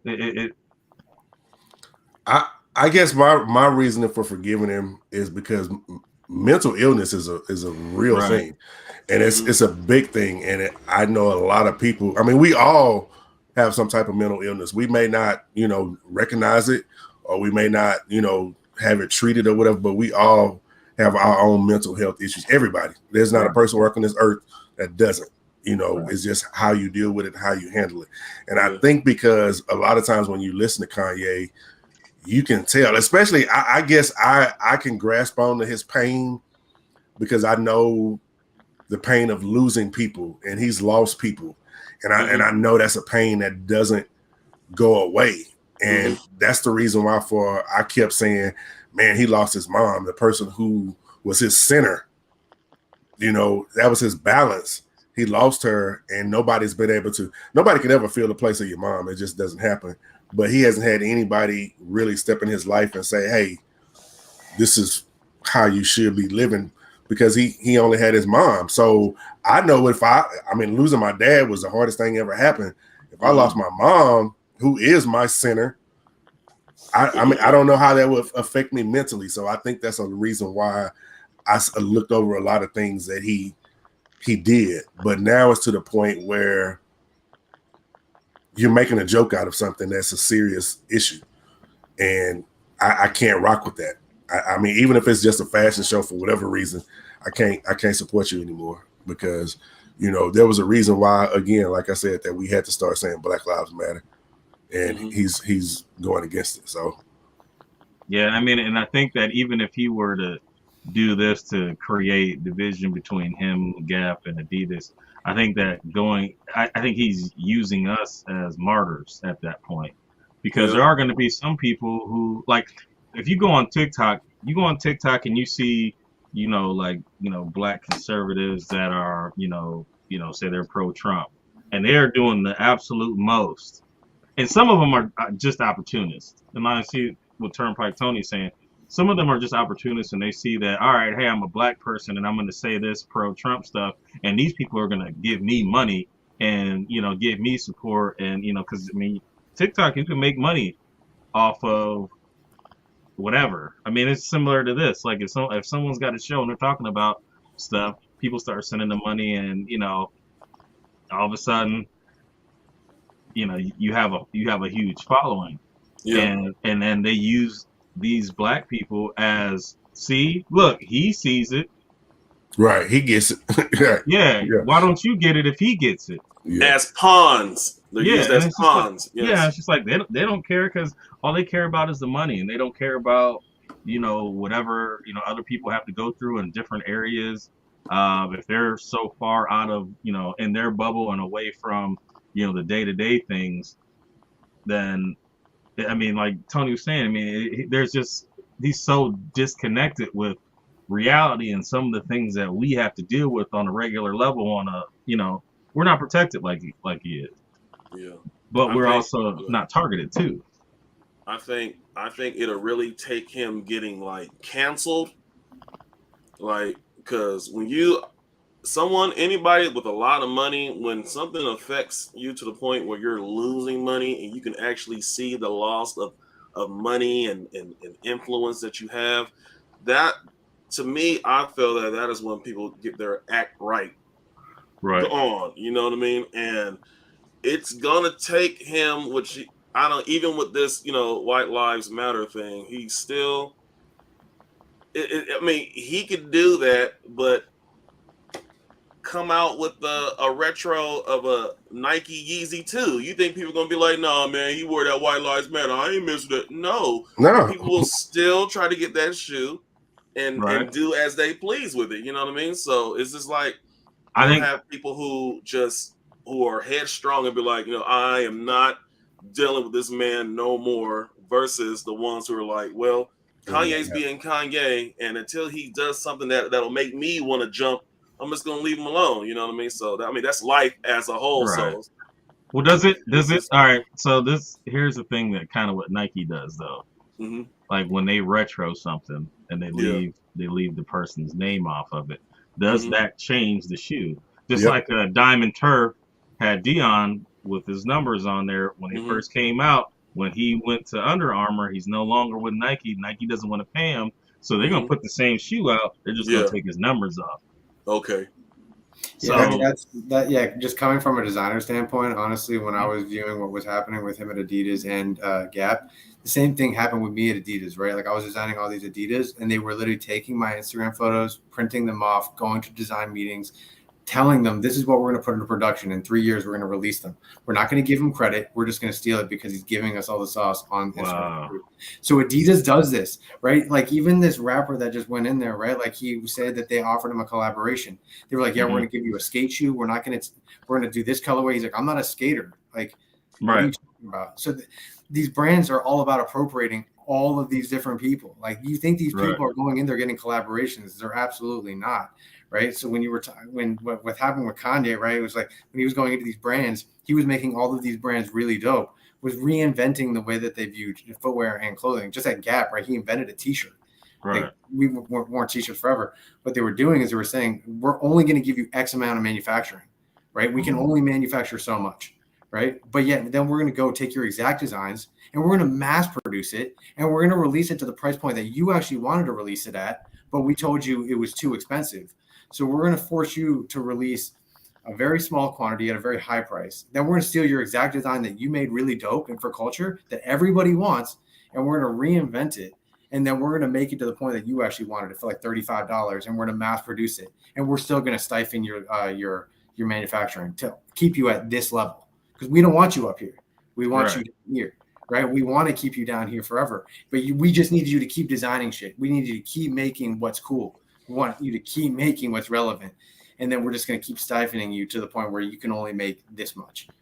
Right. Well, that's his own fault. That's just like years ago. And it just came back up recently. And he admitted to it. When Sway told him, you don't need Adidas. You don't need Nike. You don't need Gap. Do it on your own. Just like what you're doing. You're doing your own thing, Johnny. Kanye had billions of dollars to do his own thing. He didn't need any of those people behind him. He could have did his own product. But he didn't want to hear anybody else. He went out there and he said, no, I need you. He could have sold just as many pairs of shoes without. Well, he did Pastel, right? He did Pastel, and he got him in like $20 million in debt trying to even get Pastel. So he surrounded himself with Tom Ford, Marc Jacobs, Ralph Lauren. He surrounded himself with the biggest designers in the entire world. And so when he surrounded himself with Karl Lagerfeld, like these guys that are head of Chanel, Louis Vuitton, he didn't have a vision of like starting a clothing brand. He wanted to start an empire. And the way you start an empire is you need people like Nike and Adidas to put you up into an upper echelons, make your product mass produced to a point where, because he didn't have the manufacturing capabilities. These guys have pipelined in the entire world. So he didn't have to deal with the manufacturing stuff. He just had to deal with the creative vision and then them using their marketing and their factories to blow him up. Now he has gotten to the point now where he is now a billionaire. He has gotten to that upper echelons. He has gotten the financial capital to basically say, F you guys, I'm doing this myself. I'm lawyering up with Elon's lawyers, and I'm about to take you for everything because I was the one who created you guys. I was the one who brought you back from the grave. Because when you think about it, with people before Kanye and Adidas, like who touched Adidas, right? He accounts for, I think, 78% of total sales, online sales, and his stuff is only on the website for 8% of the time. Right. Like, how does that even work? You're a global brand. Like this guy's stuff is on your website for 8% of the time, and it's 78% of your total sales. Right. But yet they're going to take that exact same stuff like the foam runners and they're going to mass produce it, charge 75% less. And they're going to say, no, Kanye, we can't produce these foam runners for you. We can only produce so many, but we're going to sell the mother out of these things. And we're cutting you completely out of the financial game. Yeah, out of light. And that's what Gap did for the clothes, right? He did the Balenciaga stuff. He reinvented the T-shirts. He did the hoodies. And then Gap went secret meetings behind his back and basically was like, screw you, Kanye. We're going to take your exact design and we're going to sell for $20. And we're going to cut you out of financial profit. And we told you, you have to sell these T-shirts for $120, not $20. Right? This is as a designer and as a creator. This is where I see the frustration from him because I would be like, damn, dude. Like, and he's seeing it at every angle from all these brands. It's like they're promising him stores, they're promising him this. And it's like he's giving you the financial reward, but yet you were purposely holding meetings behind his back to cut him out. Like that to me, I'm like, if you talk about like stealing culture, stealing, like And you don't think they're doing this with every single person at Adidas? Oh, I'm sure they are. I mean, like, this is Adidas. That's culture for Adidas right there. Like, I hate to throw their brand under the bus, but like, honestly, like, that is kind of like the way that they've approached like every collaboration, everything. Like, look at Jerry, man. He likes every single one of those posts that Kanye posts about like Gap and Adidas and all that shit. And he's the creative director of men's basketball now at Adidas. But see, y'all are saying, like Donna said, Kanye was not capable, and Johnny, you said the same thing. But you also you look at Kool Kai, Saya, yourself. There's many people out there who have started their own brands without the backing of anybody. And you have a name like Kanye, even without the money. Kanye wasn't a billionaire at the time. Even without the money, it's just the name of it. All he had to do was just push it out there slowly and let it gain momentum. He didn't need $1 billion to do it. You know, it didn't take you $1 billion to get your start. It didn't take Kool Kai or Saya or Omni and Hellcat. None of those guys did it take them. It didn't take Mosh. It didn't take anybody that he had the name. That's all he needed. That's all he needed. So I mean, I again, you know, was it smart for him to go to Adidas? Yes, but he could have did it himself. What I don't understand. What I understand is that it seems like, you know, the brands are taking advantage of him. But why don't your lawyers get that, you know, taken care of? Like, I mean, I'm sure he has access to some of the best lawyers around. Like, why doesn't he have a contract that underlines everything the way that he wanted it to be done? And if it's not being done, then these are the, you know, repercussions that have to happen. Well, I think that's what he's doing right now. You know, I think we're going to see what really unfolds over the next couple of years. This is going to be a long battle because he ain't giving up. And now that he's got the financial backing, like, he's not going to give up on it. But it's going to be interesting because now, I mean, you saw the outreach that he did on social. How many people were willing to give him land? How many people were willing to put him in their stores? How many people were saying, like, I got your back. I got your back. You can build on my land. You can build on my land. I'll give you stores. I'll give you storefronts. It's like he's got this cult following in a way where it's like no matter what, like he has gotten to this upper echelons of like designers. When I think of designers, like Kanye is now in that upper echelons of a Tom Ford, of a Marc Jacobs, of a. I don't look at him like that. Like in a way that what he's. If you look at the circle that he's just in, right? It's just like the lore, like people, and he's so polarizing in everything that he does. But how is he a billionaire in 5 years? How is his company worth $10 billion? It wasn't because he's popular on social. It's because people are buying his product. Right. So like there's this vision of like, yeah, he is out there, right? He's got this you know, he has these very polarizing moments, but yet he is in the position he's at because people are buying and supporting his product every step of the way. Tony, we'll have to have a Kanye conversation. Definitely. But yeah, I mean, it is deep, and I mean, there are different things that I guess unpeel. But I mean, like, my hot take is just that, like, it just feels that, I don't know, it just doesn't feel right to me. Like, I mean, I get that he's upset with, you know, the brands and everything like that, but I just don't think that, you know, and I'm not a Mr. Cancel somebody for I'm not a cancel person. But I just know that, like, if it comes to a point where, you know, if I have a choice, I'm going to decide, you know, not to further support. I mean, now I've got Kanye shoes and shit, I've already paid for them. If I can't sell them for what I paid for them, then, you know, I will wear them to the park. You know, like, I'm not going to be one of these people who, you know, when they stood with, what's his name? What's the quarterback? Cap. When they stood with Cap, there were so many people that were like cutting the holes in their socks to cut the swoosh out, and, you know, burning their shoes. And like, you already spent the money, man. Like, it's not going to hurt them. I get that you don't want to support the brand, you know, or whatever. Just don't wear them. Why burn them? Why burn your damn house down trying to make a point that nobody who cares? Yeah, I mean, yeah. At the end of the day, you support. I think, yeah, with anyone, right? I think, yeah, support, not support. Do you think with him doing what he did today, if he was still under Nike, do you think that he would still be with Nike tomorrow? No. Yeah. So at this point, it's so hard. Like, I feel like there's so many things that he's done over the last couple of years that Nike would have pulled the plug like much longer. Oh, yeah. Right. But I think at this point, I don't know if it's like in his brand that he feels like he has to do these things. Like I don't know. I mean, I couldn't even imagine being married and being part of the most famous family in the world that like you just dealt with this Skeet Davis and stuff. Like your whole family is basically being like poured out on TV. It's like your whole life is under a microscope 24 hours a day. We only know what like anyone's willing to show us and see it. And it's like there's just it's crazy. I don't know. Like what his world is, I can't even fathom. I don't even know. Yeah, I mean, it's like and I can only about it. Like I can only give like advice based on my own situations and the things that I've encountered. So I mean, like I'm not in his shoes. I can only speak from, my vantage point. So, there may be a story that, I don't know. It's just hard for me to even conjure one up that makes me accept what he's got going on right now. And Nike would have cut him loose because Nike doesn't need him. Adidas needs him. That's the difference. Nike is going to sell regardless. Jordans are going to sell regardless. Yeah. They got Travis, and I mean, and they'll figure out. I mean, when Travis came along, nobody really gave a shit about Travis in all honesty like that. But look, he's the hottest, person as far as shoes now. They'll find the next Travis. They can say, okay, little baby, come in here and make a shoe. And it could do the same thing if he does something that people find. I hope they give him a collab, man. I hope they give him a collab. That kid's got some amazing ideas. I think that this could possibly make Adidas and Gap radioactive if they don't address it. If he continues down, Adidas won't address it. Gap maybe. You're seeing like CEOs and like their executives stepping down, right?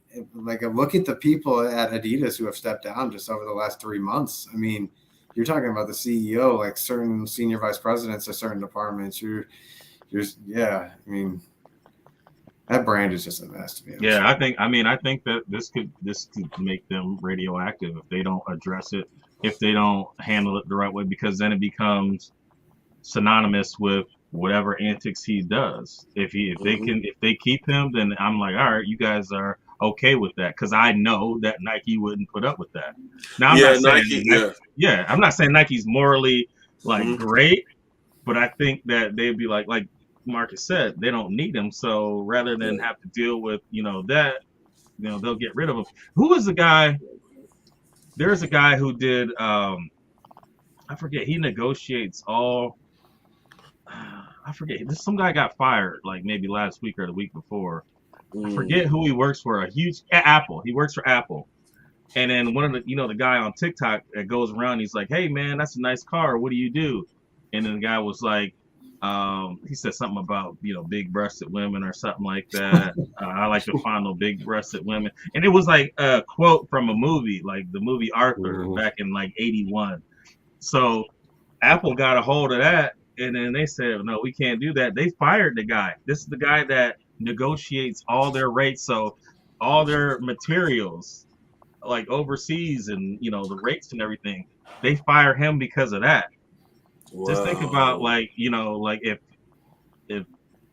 Kanye had been with Apple, he would have been like, all right, you. Oh, they would. Apple would have never taken a chance on somebody like Kanye, and that's the difference in a company like them. When you look at the Apples and the Chick-fil-A's, those are companies that have worldwide recognition for great customer service.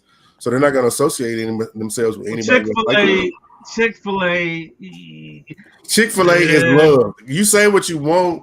When it comes to fast food, nobody gets more love than Chick-fil-A when it comes to fast food. Nobody. Chick-fil-A, they had some anti-gay stuff that was. When you pass by Chick-fil-A, do you see a long ass line every time you go by? Yeah, because people don't care. But you know what I'm saying? Yeah, they don't care. But I still think I think that's odd that. I don't know, that they're still able to operate at that high a level and then say, and some of the stuff that they say and some of the people they back.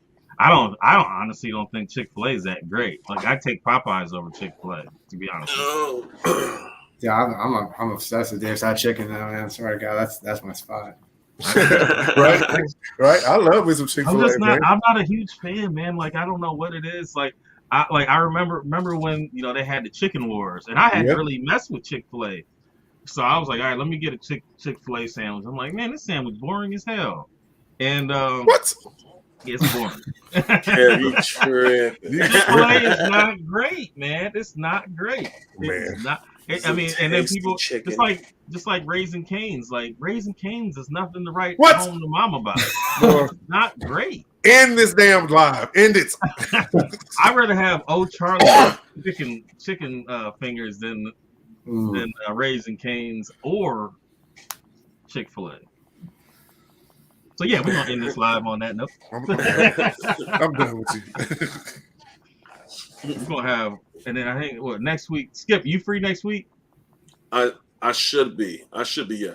All right, we're gonna have an in-depth discussion about the Blackest battles and some of the best battles that have occurred. When is the next Blackest battle? Man, I don't even know, Paulos. I'm like like if it's not on the fly and people are not being like, let's battle. If it's not like that, man, I just get tired real quick. Yeah, because you do it at 1:00 your time. And these are days that I can actually get in an early battle. You know what I mean? But I mean, if I had two people ready right now, I would run a battle. But I mean, all right. If two people want to battle, hit up Skip after we get off here. Hit him up. Yeah, y'all hit me up. Y'all want to battle like for real? Hit me up. Wake me up. You know, what I mean? Is right. The Texas toast at Cane's is better than the chicken. Man, get out of here. And their French fries are garbage. Man, you crazy. Their French fries are like school French fries. Man, that cheese is off the chain, the chicken, and that cane sauce. That cane, man, y'all get out of here. That sauce. I'm gonna go get me some right now. I'd rather have y'all. Do you have Bonefish Grill? Where y'all at? That place, I got sick when I ate that last time. Man, Bonefish, Bang Bang. The Bang Bang shrimp is the only thing I'll eat there. God. Yeah. I ate the calamari when I was there the last time. Fucked me up, man. I had some calamari at a little gyro spot around here, and it tore me in pieces.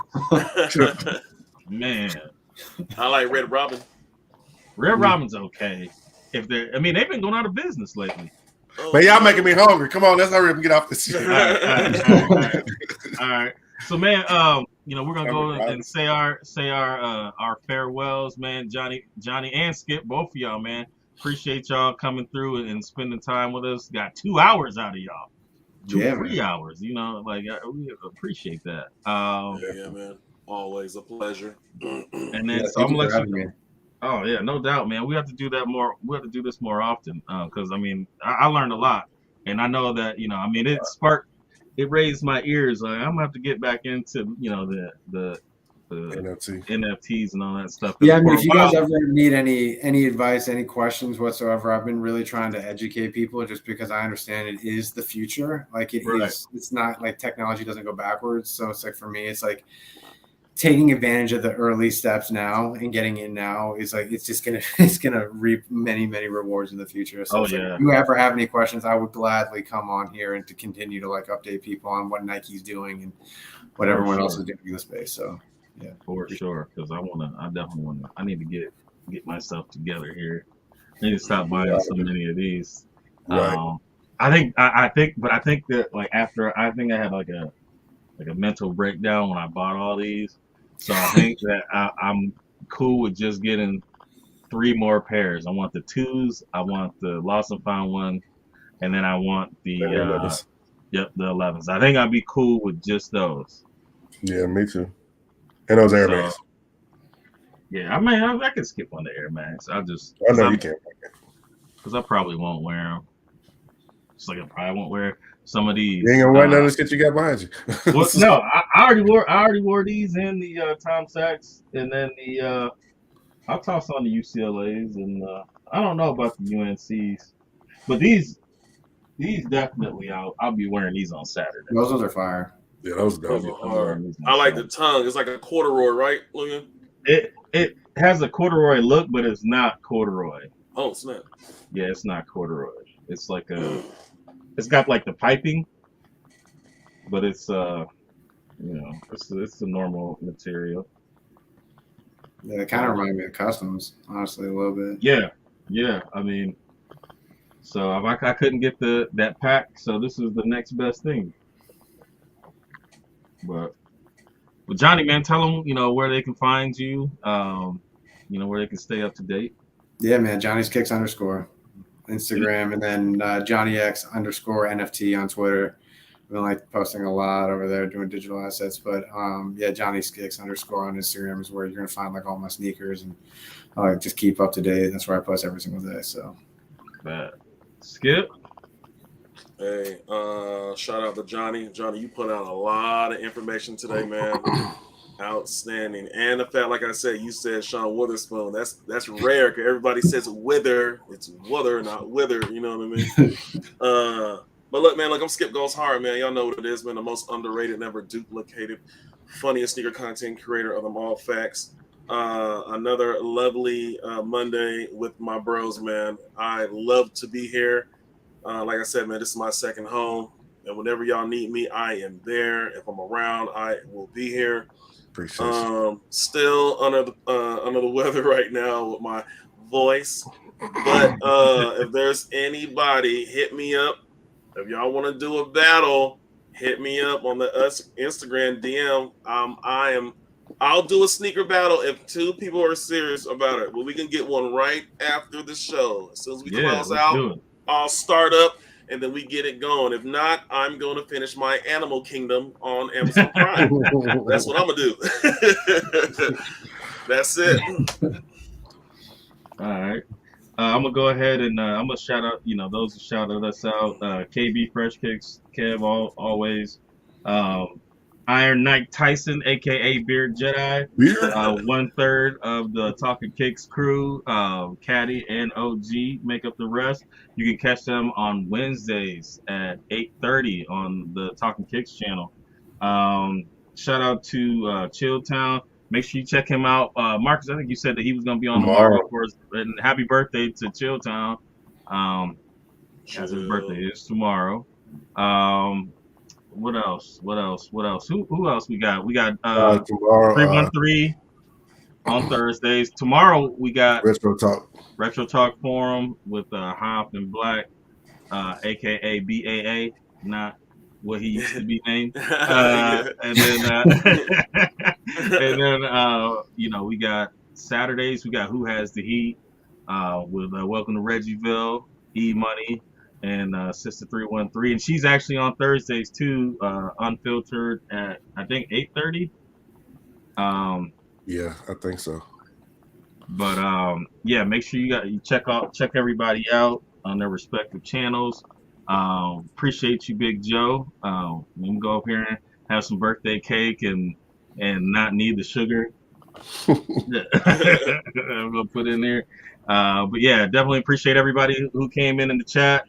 And we have to have some good conversations, and we will extend that next week. We will talk about some Blackest Battles next week, and then the following week, we have the King of Trainers coming on. So across the pond.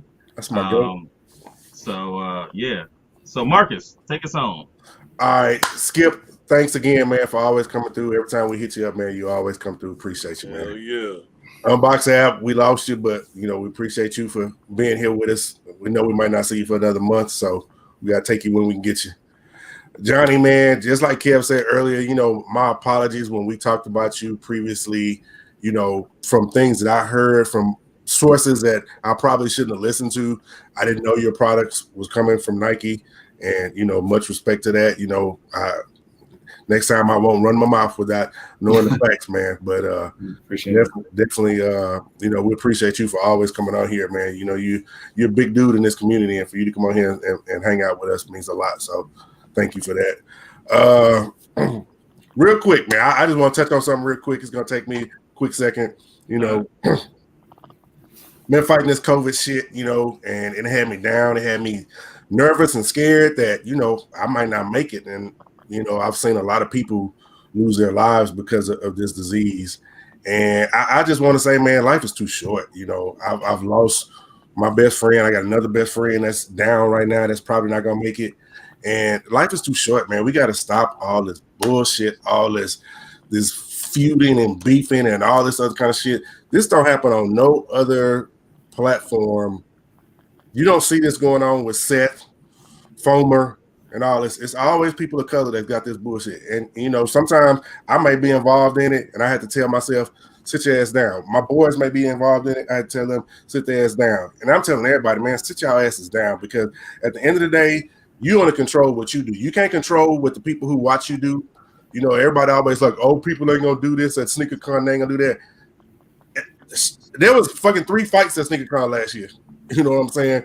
And a lot of times why shit don't happen is because you got level-headed people like myself, like Kev, like Skip, or whoever who are there to keep shit from happening. You know what I'm saying? So you can't keep going on this. Ain't nothing gonna happen. Just everybody just chill, man. If you don't like somebody, just don't like them and keep that to yourself and stay to the side and do your thing. All this other stuff that's going on, it's unnecessary, man. It's unnecessary. We ain't got to get along. We ain't got to like each other. Just respect each other. At the end of the day, respect. I respect everybody. Even if I don't like you, I'm going to respect you because that's how I was taught and that's how I was raised. So all this other stuff, man, just chill. Just show respect and keep it pushing and just don't address the nonsense and foolishness because we got enough going on in this world. Again, life is too short, man. Love on each other and you know, stay away if you can't get along. And that's all I got on that, man. Much love to everybody who come through and show love and support. And we'll see y'all next week. Peace.